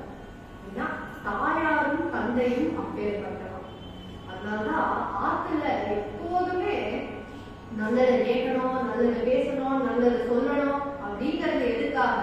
அந்த சத்துவ குணம் நமக்கு இருக்கோ இல்லையோ நம்ம குழந்தைகளுக்கு போகணும் இல்லையா? அப்போ குழந்தைகளுக்கு போனோம்னா நம்ம அதை கடைபட்டாதானே நம்ம குழந்தைகளுக்கு போவோம். அதனால சத்துவ குணத்தோட ஆகாசராஜனும் தரணி தேவியும் இருந்து இந்த குழந்தைய வளர்த்துட்டே வர. இப்போதான் வராக புராணத்துக்கு போக வேண்டும். வராக புராணத்துல ஸ்ரீனிவாச பெருமாள் கிட்ட யார் இந்த கதை சொல்லிட்டு வரா? மகாலட்சுமி பத்மாவதி பிறந்திருக்கா, நாராயணபுரம்ங்கிற இடத்துல இருக்கா, அவள்தான் வேதவதியானவள், அவளை ஏற்றுக்க வேண்டும் அப்படின்னு ஸ்ரீனிவாச பெருமாள் கிட்ட மகாலட்சுமி சொல்ல, ஸ்ரீனிவாச பெருமாள் நேர வராக புராணம் சொல்றது கிளம்பி நேர எங்க வந்தாலும் திருமலை வெங்கடாச்சலம் சத்வகுணத்தோட இருக்கக்கூடிய மலைக்கு வந்தாராம். மலைக்கு வந்தா மறுபடியும் ஒரு ட்விஸ்ட் கதை. என்ன ட்விஸ்ட்னு பார்த்தா, இந்த மலைக்கு அதிபதி யாரு அப்படின்னு கேட்டா வராக சுவாமி தான் அதிபதி. இந்த வராக கஷேத்திரம் தான் நிஜமா திருவேங்கடம் அப்படின்னு பார்த்தோம்னா, திருமலை அப்படின்னு பார்த்தோம்னா அந்த முழு ப்ராப்பர்ட்டியும் யாருக்கு சொந்தம்? வராகருக்கு சொந்தம். ஸ்ரீனிவாச பெருமாள் வந்து சொல்றார், வராகர் கேளுவோம், மகாலட்சுமியும் என்னை விட்டுட்டு போயிட்டா, இப்போ பத்மாவதியை கல்யாணம் பண்ணிட்டாதான் அவ திருப்பி வருவாளா, நான் என்ன பண்றதுன்னு எனக்கு தெரியல, இங்க ஒரு சின்ன இடத்த கொடுங்க எனக்கு, நான் இங்கேயாவது இருந்துட்டு இருக்கேன், என்னைக்கு வேதவதியை நான் கல்யாணம் பண்ணிக்கிறேனோ அந்த பத்மாவதி கழுத்துல என்னைக்கு தாலி ஏறதோ அன்னைக்கு நான் கிளம்பி போயிடுவேன் அப்படின்னு. முதல் ரியல் எஸ்டேட் ஏஜென்ட் யாரு? வராகர். ஏன்னா இந்த இடத்துல வராகர் என்ன சொல்றாரு, நல்ல கதையா இருக்கு, கஷ்டம் தான் நீங்க அனுபவிக்கிறது, பொண்டாட்டி இல்லாம ரொம்பவே கஷ்டம், சாப்பாடுக்கு எங்க போறது, எப்படி வழிபடுறது, வாழ்க்கையை எப்படி வழிபடுறது அப்படின்னு கேட்க, வராமரிக்க ஒரு இடத்துல சொல்ற, சம்பாவனை என்ன கொடுப்பேன், இடத்தை கொடுக்கிறேன்னா சம்பாவனை என்ன கொடுப்பேன். அப்போ பெருமாள் இந்த இடத்துல சொல்ற ரொம்ப முக்கியமான ஒரு சம்பாவனை. அவர் சொல்ற, யார் திருமலைக்கு போனாலும் வராகரை சேவிக்காம வந்தா அவ திருமலை யாத்திரை சஃபலம் கிடையாது.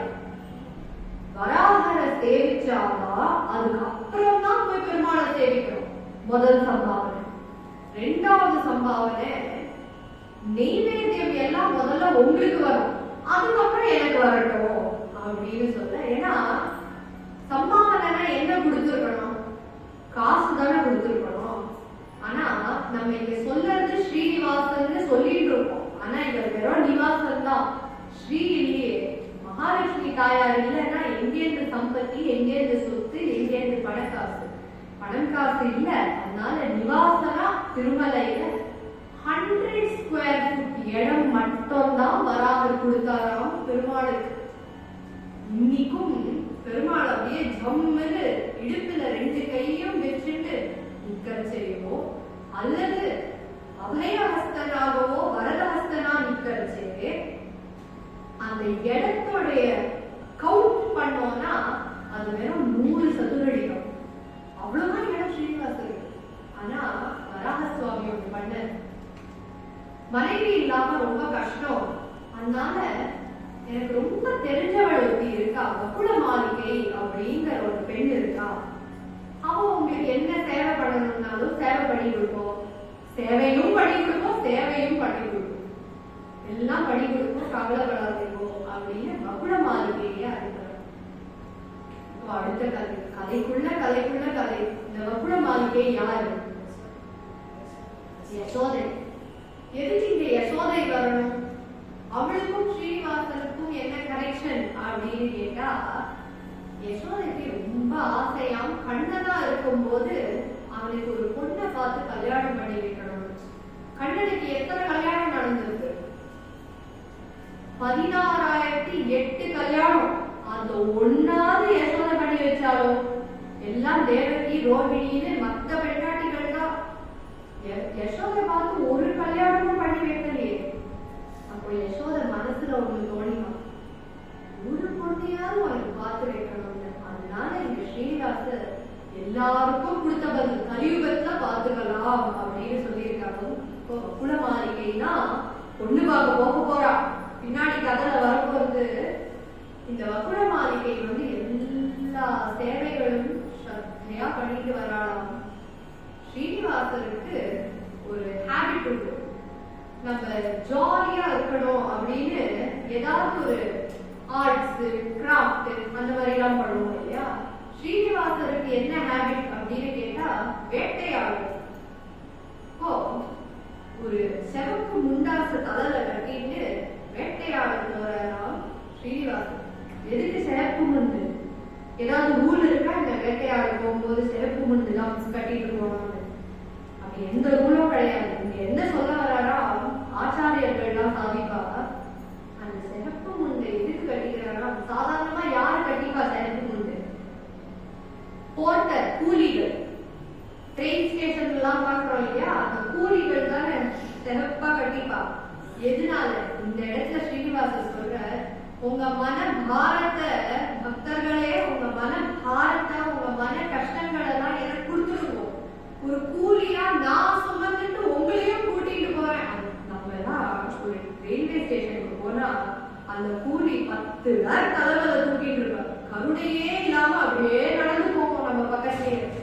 அந்த மாதிரி கருணையே இல்லாம எல்லா உங்க மன கஷ்டங்கள் எல்லாம் என்ன சுமக்க விடுவோம் எல்லாத்தையும் நான் சுமந்து எடுத்துட்டு போறேன். தாண்டி விடலாம், கடல் தாண்டி விடலாம், சாரமற்ற சம்சார கடலை தாண்டி விடலாம் அப்படிங்கறதுதான் இங்க வேட்டையாட கிளம்புற. எதுக்காக இங்க தொண்டை மண்டலம் திருமலைக்கு வந்திருக்க? பக்கத்து ஊரிலேயே யாரு இருக்கா? பத்மாவதி இருக்கா. அவளை கல்யாணம் பண்ணிட்டாதானே மகாலட்சுமி மறுபடியும் திருமாவளவன்ல ஏறி உட்காருவா. வேட்டையாடிட்டு போயிட்டு இருக்க பெருமாள் இந்த பக்கம். அந்த பக்கம் பத்மாவதி தாயார் தன்னுடைய பேலஸ் கார்டன்ஸ் அப்படின்னு நம்ம சொல்றோம் இல்லையா, தோட்டத்துல பூவோடலாம் விளையாடிட்டு இருக்காளாம் தன்னுடைய சகிகளோட. இப்போ சகிகள் எல்லாம் சுத்தி இருக்கா, பத்மாவதி விளையாடிட்டு இருக்கா. கல்யாண வயசு வந்துடுது. பத்மாவதி பார்த்தாலாம், ஏண்டி உனக்கு எப்பேற்பட்ட மாப்பிள்ளை வேணும் அப்படின்னு தூண்டி விட்டு ஒரு கேள்வி கேட்டாலும் தன்னுடைய சகி கேட்டான்.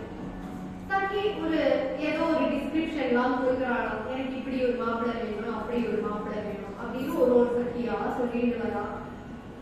சொல்லிட்டு வரைச்சு பின்னாடி ஓரமா ஒரு முதியவர் நடந்து வந்துட்டு இருக்காராம். இந்த முதியவர் யாரு? நாரதர். மறுபடியும் நாரதர் ஒரு முதியவர் வேஷத்தை தரித்து கொண்டு அப்படியே நடந்து வந்துட்டு இருக்காரு. நேர வந்து நான் ஜோசியம் சொல்லுவேன் ஜோசியம் சொல்லுவேன்னு நடந்து வந்துட்டு இருக்கார். எல்லாருக்குமே அந்த ஜோசியத்து மேல ஏதோ ஒரு ஈர்ப்பு. ஆச்சாரியர்கள்லாம் சொல்லியிருக்கா, அம்மாவாசை நல்ல நாள் கெட்ட நாளுக்கு மட்டும்தான் ஜோசியம் பார்க்கணும், எதுக்குமே பார்க்க கூடாதுன்னு சொல்லியிருக்கான். ஆனாலும் நம்மளுக்கு ஜோசியம் மேல ஏதோ ஒரு ஈர்ப்பு இருக்கணும். அதே மாதிரி பத்மாவதிக்கும் ஏதோ ஒரு ஈர்ப்பு. நேர கூப்பிட்டா அந்த முதியவரை கூப்பிட்டு கேட்கிறான், எனக்கு எப்பேற்பட்ட ஒரு கணவன் கிடைப்பான் அப்படின்னு கேட்கிறா பத்மாவதி. நாரதர் சொல்றாரா, பத்மாவதி உன் கையை காட்டு அப்படின்னு கையை காமிச்சோடனே, இளவரசியே ரொம்ப கொடுத்து வச்சிருக்கேன், உங்களுக்கு அந்த நாராயணனே கணவனா வரப்போறாங்க அப்படின்னதுமே பக்குதான். சகிகள் தான் சிரிச்சாலாம். பார்த்து சொல்றான், என்னது நாராயணன் உனக்கு கணவனா? பின்னாடியிலேருந்து ஒரு யானை பிடிகள் கேட்டுதா. ஓ தோ வந்துட்டே இருக்கான் அப்படின்னு இந்த முதியவர் சொல்ல, பின்னாடி திரும்ப பார்க்கறதுக்குள்ள முதியவர் காணாம போயிட்டாராம். சகிகள்லாம் பார்த்து பத்மாவதியை பார்த்து சிரிக்கிறாளாம். யானைக்கு பேரு நாராயணனோ என்னமோ, அவன் தான் உனக்கு மாப்பிள்ளையா வர போறானோ அப்படின்னு பார்த்து சிரிக்கிறாளாம். ஆனா அந்த யானைக்கு பின்னாடி யாரு வந்துட்டு இருக்கா? ஜம் ஜம் ஜம் ஜம்னு குதிரை மேல உட்கார்ந்து சிவப்பு முண்டாசை கட்டிக்கொண்டு மகர குண்டலத்தோட மீன் போன்ற கண்களோட அப்படியே சுருட்டு சுருட்டான கேசங்களோட, பின்னாடி கருப்பு நிறத்தோட, ரத்ன வளைகளோட, முத்து வளைகளோட, முத்து ஹாரத்தோட பின்னாடி ஒரு இளவரசன் அந்த யானை பின்னாடி ஓடி வந்துட்டே இருக்காங்க. பத்மாவதி பார்த்தா, என்னவா இருந்தாலும் பெண் தானே, வெக்கப்படணும், நேரா உடனே போய் எனக்கு உங்களை பிடிச்சிருக்கு அப்படின்னு சொல்ல முடியாது. யார் நீங்கள்? இளவரசியினுடைய தோட்டத்துக்குள்ள வரே அப்படின்னு கேட்க, இப்போதான் ஸ்ரீனிவாசர் கேட்கிறாளா. என்ன சொல்றாளாம் ஸ்ரீனிவாசர்? கத்தி அந்த சகிகளுக்கெல்லாம் கேட்கிற மாதிரி இந்த வழியா யாரு போச்சா அப்படின்னு கேட்கிற. ஆனா பத்மாவதி பக்கத்துல வந்து கேட்கிற, இது என்ன கண்ணா மீன்களா அப்படின்னு கேட்கலாம் ஸ்ரீனிவாசன். என்னதான் இருந்தாலும் கண்ணன் தானே. துவாபர யுகத்துல 16,008 மனைவிகளை சம்பாதிச்சு அவளை காப்பாத்தின கணவனாச்சே, அவனுடைய குறும்பு விட்டு போகுமா? அந்த மாதிரி ஸ்ரீனிவாசன் பத்மாவதியை பார்த்து என்ன கண்களா மீன்களா அப்படின்னு கேட்டதுமே பத்மாவதி பார்த்தாலாம். நீங்க யாருன்னு முதல்ல சொல்லுங்க, யாரு நீங்க அப்படின்னு கேட்டதுமே இந்த இடத்துலதான் ஸ்ரீனிவாசர் தன் கண்ணன் சொல்லி ஒரு இன்ட்ரோடக்ஷன் கொடுக்கிற. நான் தான் கண்ணன், என் பேர் கிருஷ்ணன், என் நிறமும் கிருஷ்ணன், என் பேரும் கிருஷ்ணன், என்னுடைய அக்கா சுபத்ர, என்னுடைய அண்ணா அக்ரஜா யாரு பலராமன், என்னுடைய சகா பார்த்தன், எனக்கு சகாக்களா இருக்கக்கூடிய பாண்டவர்களும் இருக்கா. இப்படி எல்லா பதிலும் சொல்ல சொல்ல சொல்ல பத்மாவதிக்கு இந்த ஸ்ரீனிவாசன் மேல ஈர்ப்பு ஜாஸ்தி ஜாஸ்தி ஜாஸ்தி ஆயிட்டே இருக்கு. ஆனா சகிகள் எல்லாம் பார்த்தா வந்து கேட்கிறா, என்ன இளவரசியோடதான் பேச்சு அப்படின்னு கேட்டதுமே ஸ்ரீனிவாச பெருமாள் இங்க பதில் கொடுக்கிறாராம். சொல்ற, நான் ஒரு இளைஞன், இப்போ ஒரு இளைஞி, நாங்க 2 பேரும் பேசிட்டு இருக்கோம். இப்போ சகிகள் தான் சொல்றோம், ராஜா கிட்ட சொல்லிடுவோம். நாங்க பேசிட்டு இருக்கும் போது ராஜா எதுக்கு தேவை, நாங்களே பேசிப்போம் அப்படின்னு ஸ்ரீனிவாசன் குறும்போட பேசிட்டே இருக்கலாம். சகிகள்லாம் பார்த்தா இலங்கமானவனா இருப்பான் போல இருக்கு, விரட்டி தரலாம்னு கல்லடி சொல்லடி வாங்கி கல்ல தூக்கி விட்டேங்கிறாள்தான். யார் மேல? ஸ்ரீனிவாசன் மேல. ஸ்ரீனிவாசன் பின்னாடி திரும்பி ஓட, நேரம் ஓடி எங்க போறானாம் ஸ்ரீனிவாசன்? மறுபடியும் அந்த 100 சதுரடிக்கு போறானாம். அங்க வக்குள மாளிகை பார்த்தாலாம் ஸ்ரீனிவாசனை பார்த்ததுமே வக்குள மாளிகை இங்க ரொம்ப அழகான வார்த்தை சொல்றா. இப்ப ஸ்ரீனிவாசா, உன் திருமுகம் எப்போதுமே மலர்ந்து இருக்குமே, இப்போ என்ன பிரளயத்துல வர அந்த ஆலய கிருஷ்ணர் மாதிரி சோர்ந்து போயிருக்கு, என்ன ஆச்சு அப்படின்னு கேட்டதுமே ஸ்ரீனிவாசன் இங்க சொல்றாங்க, அம்மா நான் வேட்டையாட போனேன், அங்க ஒரு இளவரசியை பார்த்தேன். இளவரசியை பார்த்ததுமே என் மனசை பறி கொடுத்துட்டேன். ஆனா இளவரசியினுடைய சகிகள் கல்லடி சொல்லடி மிச்சம் இல்லாம என்னை அடிச்சு துரத்தினாங்க இடத்துல இருந்து அப்படி சொன்னதுமே வக்குள மாளிகை பார்த்தா, யாருடைய இளவரசி? உடனே உனக்கு கிடைக்காத ஒரு பெண்ணா நானே கல்யாணத்தை பார்த்து வைக்கிறேன் அப்படின்னு இந்த வக்குள மாளிகை சொல்ல. இந்த கதை எதுக்கு ரொம்ப முக்கியம்னா, பக்தன் மனசுல ஏதாவது ஒரு ஆசைப்பட்டுட்டால் நமக்கும் பகவானுக்கும் நம்ம ஆசைகள் அளவுக்கு தான் தூரம். அந்த ஆசைகளை ஒன்னொன்னா பூர்த்தி பண்ணிட்டே போகிறான். வக்குள மாளிகை யசோதையா துவாபர யுகத்துல இது ஆசைப்பட்டிருக்கா.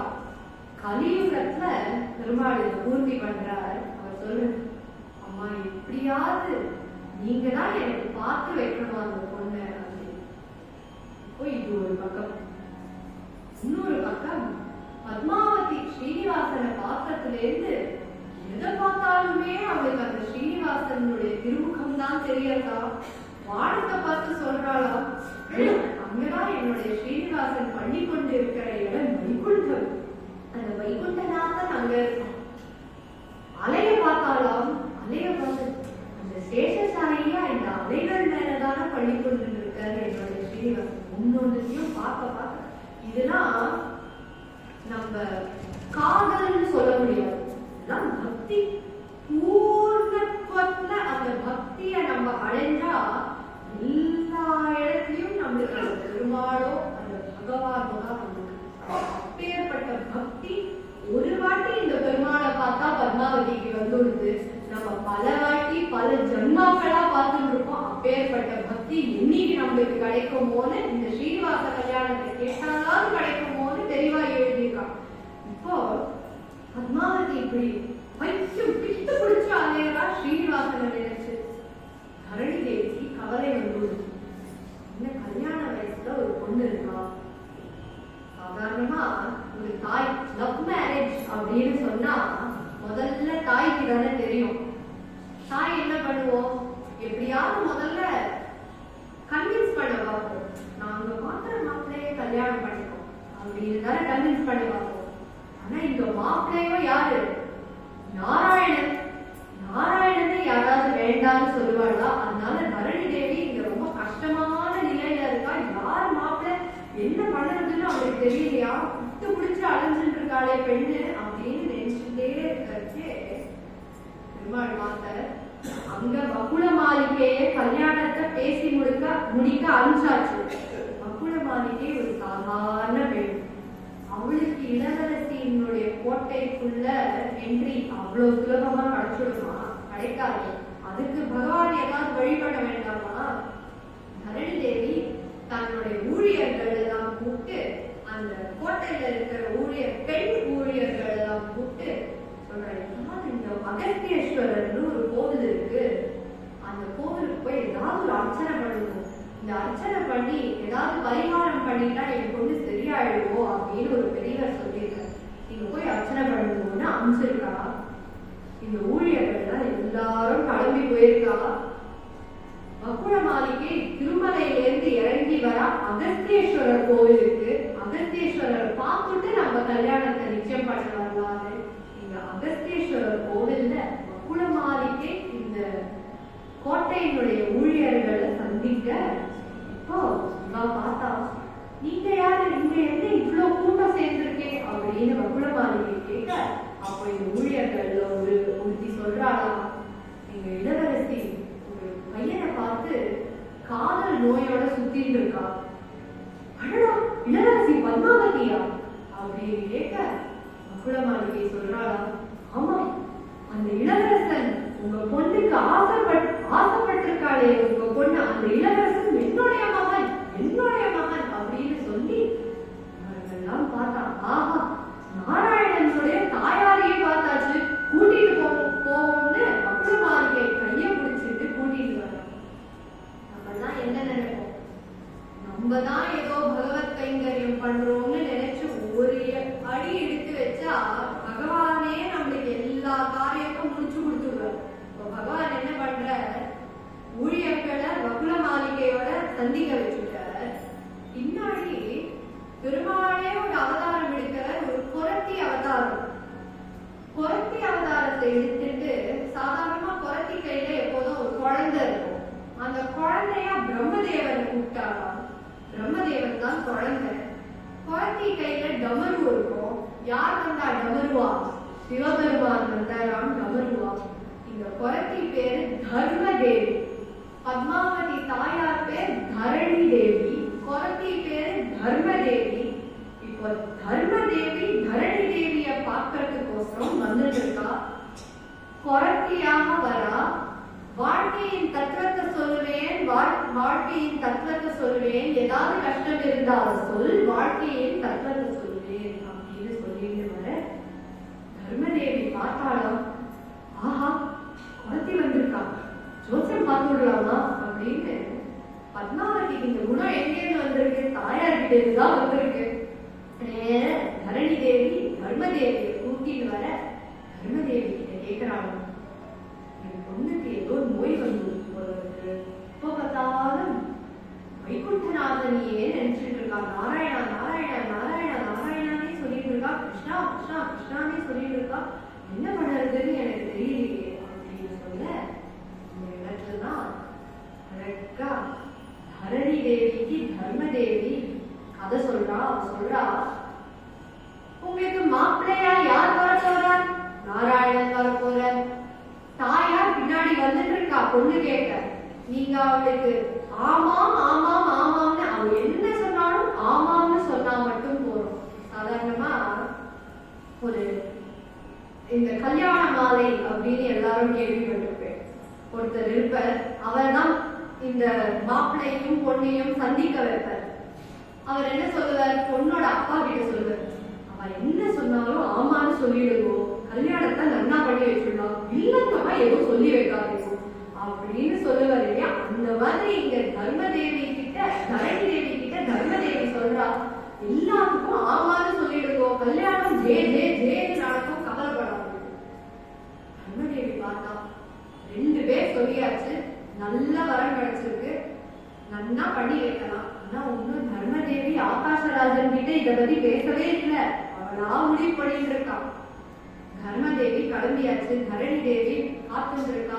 பின்னாடி வகுல மாளிகை வந்தாலும், நமஸ்காரம், நான் என் பிள்ளைக்கு பொண்ணு பார்க்க வந்திருக்கேன், உங்க பொண்ணு ரொம்ப அழகா இருக்கலாமே அப்படின்னு கேட்க, தர்மதேவி ஆமா அப்படிங்கிறான்.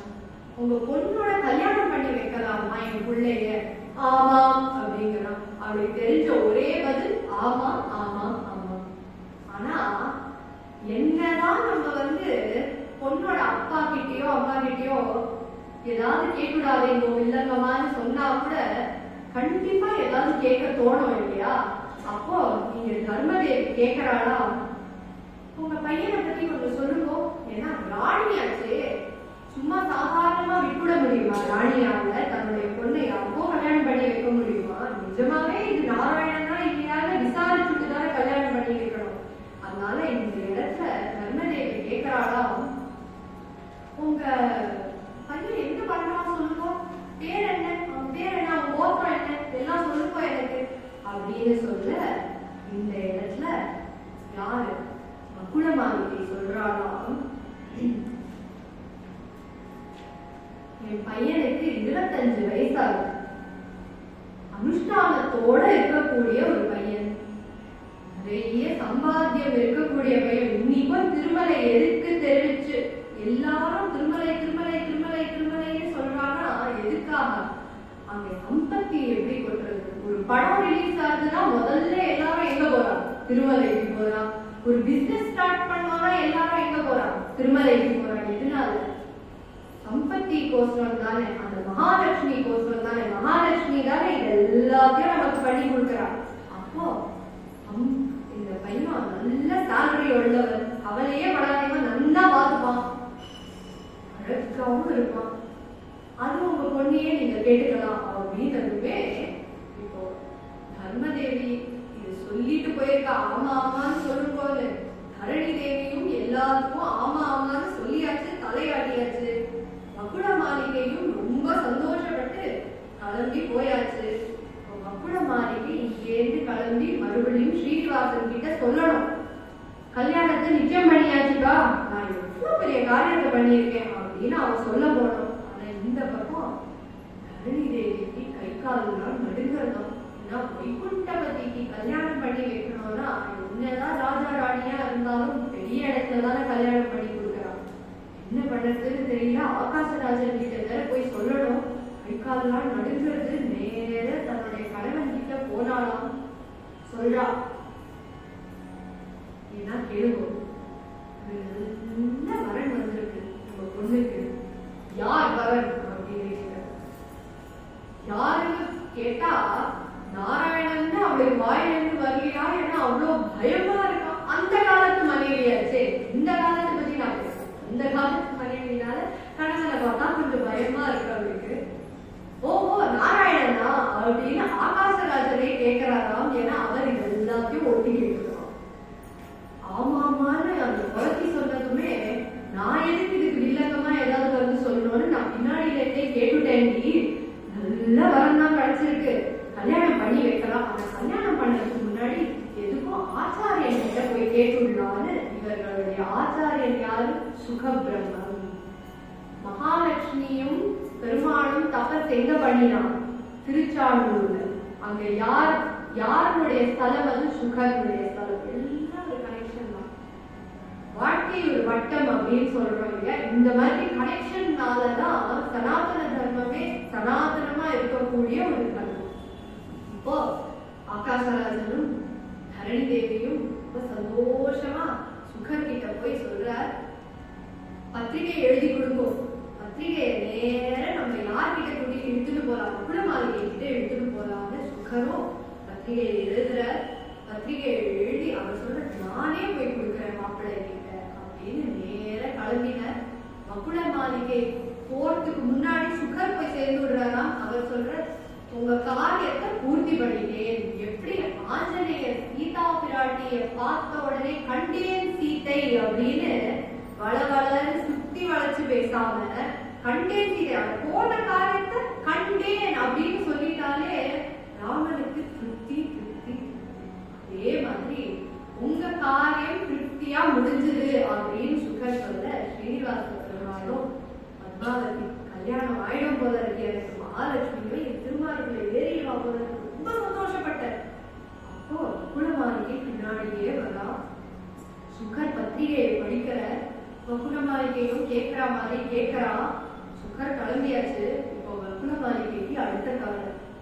பத்திரிகையை நல்லா படிச்சு பார்த்தேனோ? பார்த்தேனே, என்னது நல்லது தானே, நல்ல விஷயம் தானே அப்படின்னு கேட்கிறான். அப்போதான் குலமாளிகை பந்துக்களை கூட்டிட்டு வரணும்னு பத்திரிகையில எழுதியிருக்கே, உங்களுக்கு யாரு பந்து?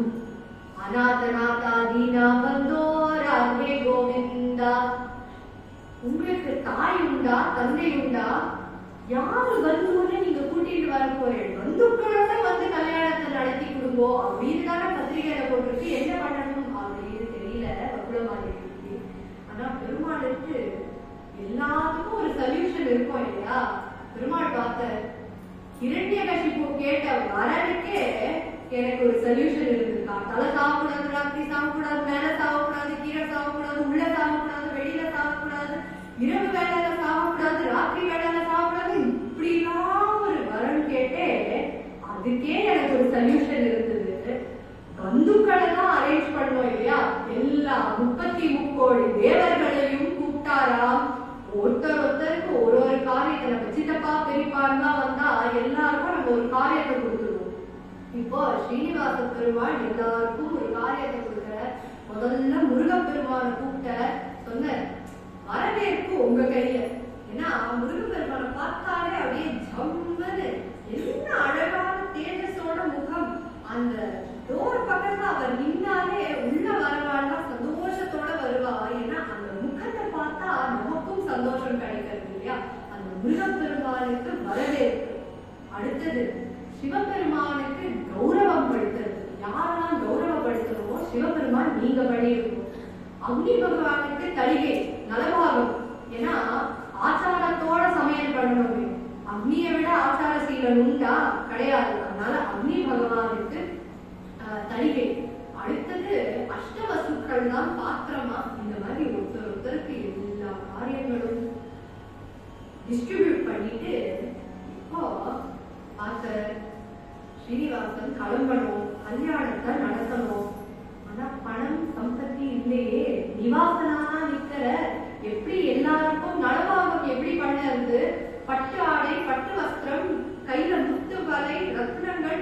அவர் வேட்டையாட போல ரத்னங்களை போட்டு கல்யாணத்துக்கு போக முடியும். புதுசா ஏதாவது ஆடையெல்லாம் தரித்து கொண்டு போக வேண்டாமா?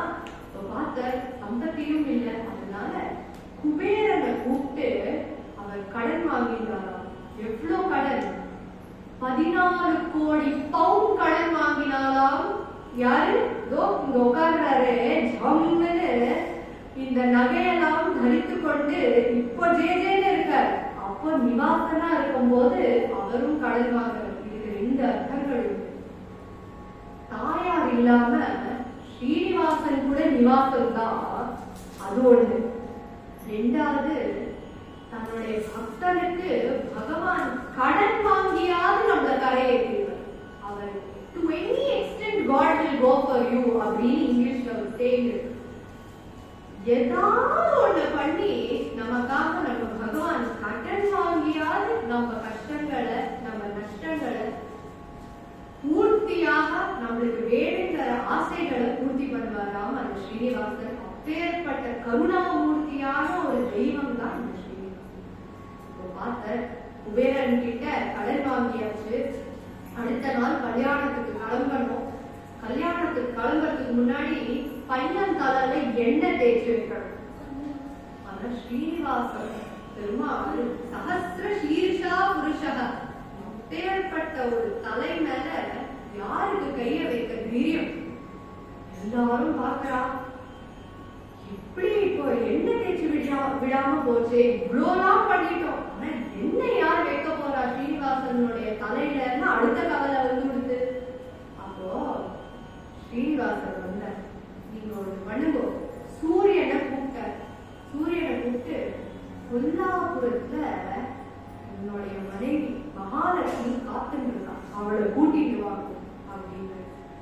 சூரியன் பார்த்து, இல்லங்கமா போச்சு, நீங்களும் இன்னொரு கல்யாணம் பண்ணிக்க போறேன், இப்போதான் கோச்சிட்டு கொல்லாபுரத்துல தபஸ் பண்ண போயிருக்கா மகாலட்சுமி, அவளை வர இங்க கூட்டிட்டு வந்து 2 கல்யாணம் தான், ராமன் ஞாபகம் வந்துட போறது, கிருஷ்ணன் ஞாபகம் வந்துட போறது மகாலட்சுமிக்கு, வேண்டாமே வேண்டாமேன்னு சூரியன் வாதாட பெருமாள் கவலைப்படாதீங்க, அவருக்கு தெரியாது மகாலட்சுமி தான் எல்லாத்தையும் பண்ணி எதுக்காக கிளம்பி போயிருக்காங்கன்னு அவளுக்குலாம் தெரியாது. நேர சூரியனை அனுப்பி வைக்கிறார். சூரியனும் போய் மகாலட்சுமியை கூட்டிட்டு வந்தா. மகாலட்சுமி பார்த்தா, அடடா, வேதவதியை நீங்க ஸ்வீகாரம் பண்ண போறீங்களா, பத்மாவதியை நீங்க ஸ்வீகாரம் பண்ண போறீங்களா, ரொம்ப சந்தோஷம், நானே உங்களுக்கு என்ன தேய்ச்சி வைக்கிறேன்னு அவளோட வாயாலேயே வந்துதான். நேர வந்தா 7 இடத்துல என்ன தேய்ச்சி விடுறாளாம். இந்த இடத்துலதான் முதல் தடவை நம்ம 7 குண்டலவாடா வெங்கடரமணா கோவிந்தா கோவிந்தாங்கிற இந்த அழகான சொல்லு கோவிந்தா அப்படிங்கிற சொல்ல முதல் தடவை மகாலட்சுமி இந்த இடத்துல சொல்றாளாம். மகாலட்சுமி சொன்ன சொல்லு மறு பேச்சு கிடையாது, இன்னைக்கும் கோவிந்தா கோவிந்தா கோவிந்தா கோவிந்தா தான். ஆனா மனைவி சொல்லிட்டா அதுக்கு மேல மறு பேச்சு கிடையாது. பெருமாளே அந்த பேரையும் ஒத்துட்டு கிருஷ்ணா அப்படின்னு தானே அவரோட இன்ட்ரடக்ஷன் கொடுத்தார். ஆனா இங்க மகாலட்சுமி அவர் கோவிந்தான்னு கூப்பிட்டதுனால அவர் அந்த கிருஷ்ணாங்கிற பேரை கூட மறுத்து கோவிந்தா கோவிந்தா கோவிந்தான்னு இன்னைக்கு கூட பக்தர்கள் கோவிந்தான்னு தான் சேவிக்கிற இப்போ மகாலட்சுமி என்னெல்லாம் தேய்ச்சி விட்டு சம் சம் சம் சம்னு வாரணம் ஆயிரம் மாதிரி ஒரு பெரிய யானை மேல ஸ்ரீனிவாசனே மகாலட்சுமி பக்கத்துலதான் வந்திருக்கா, இன்னும் திருமார்பில ஏறல.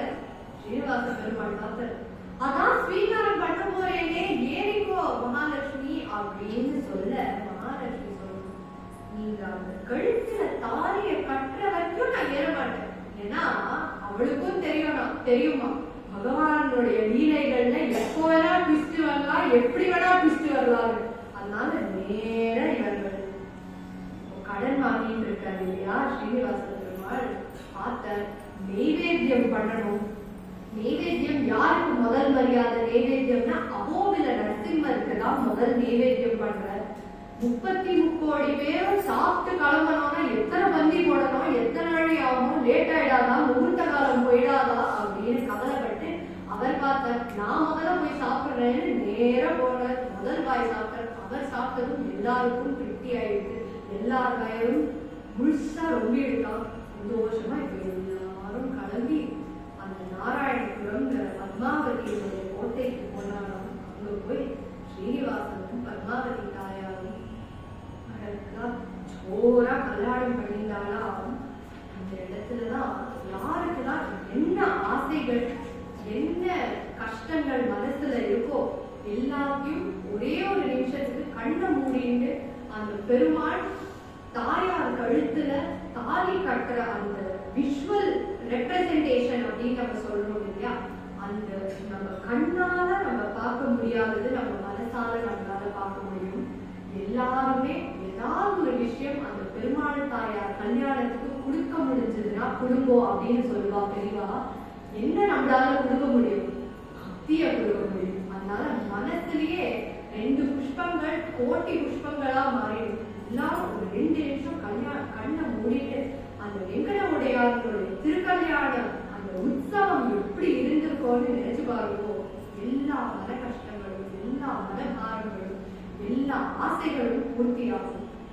அப்பேற்பட்ட மனித வடிவத்தில் இருந்த ஸ்ரீனிவாசன் பத்மாவதி தாயார் கழுத்துல தாலி கட்ட இப்போ பத்மாவதி திருமார்பிலே ஏறி உட்கார்ந்தாச்சு.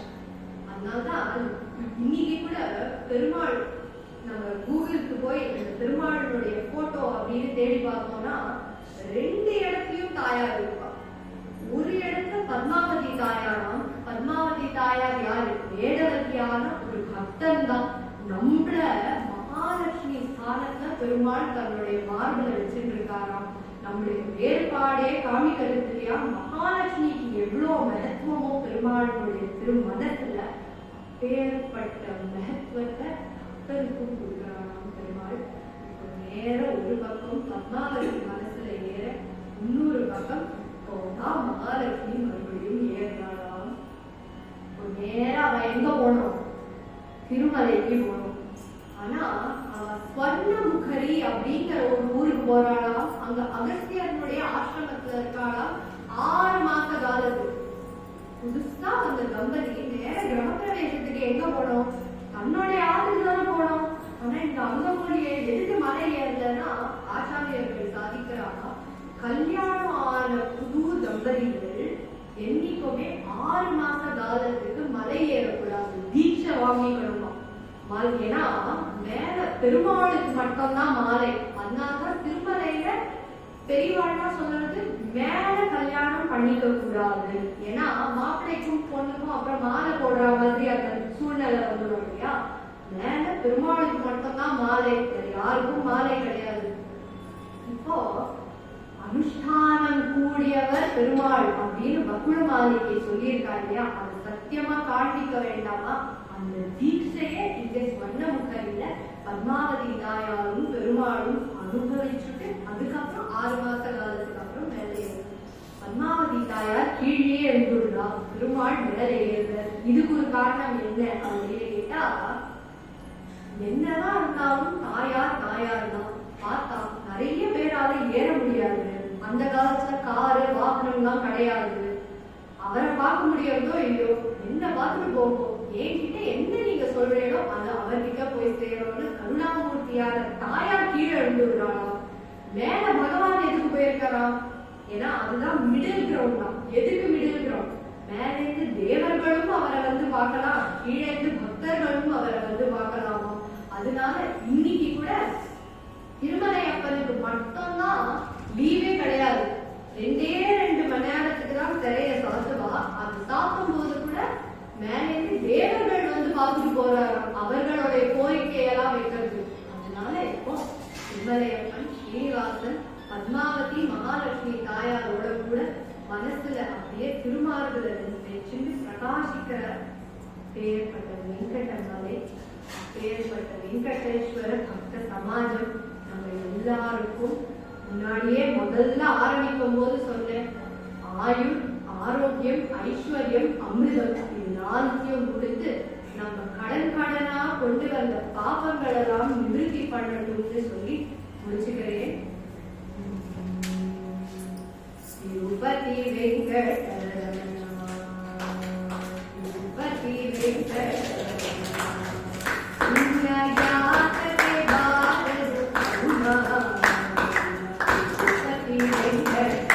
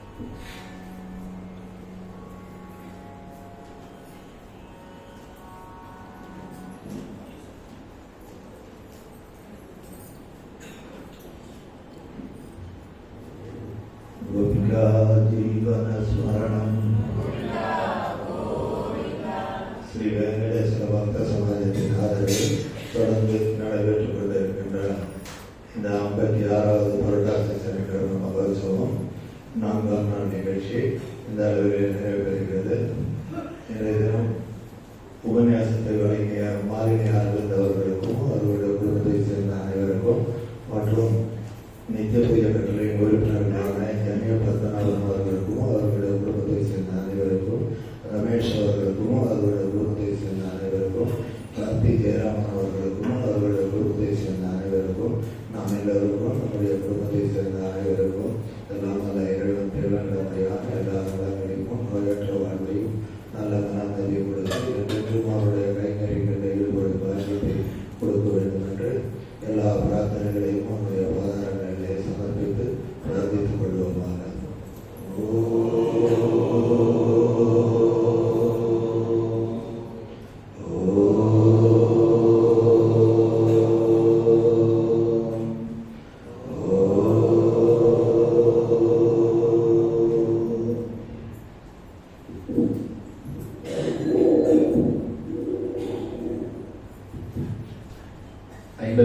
வருடம்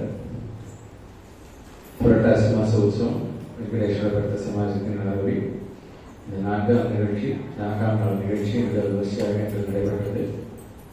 இந்த வருஷம் பெருமாளோட திருவுள்ளம் நம்ம 2 ஸ்ரீனிவாச கல்யாணம் பண்ணணும் போல இருக்கு. அதனால இன்னைக்கு பெருமாள் கல்யாணத்தை நம்ம சிரவணம் பண்ணியாச்சு.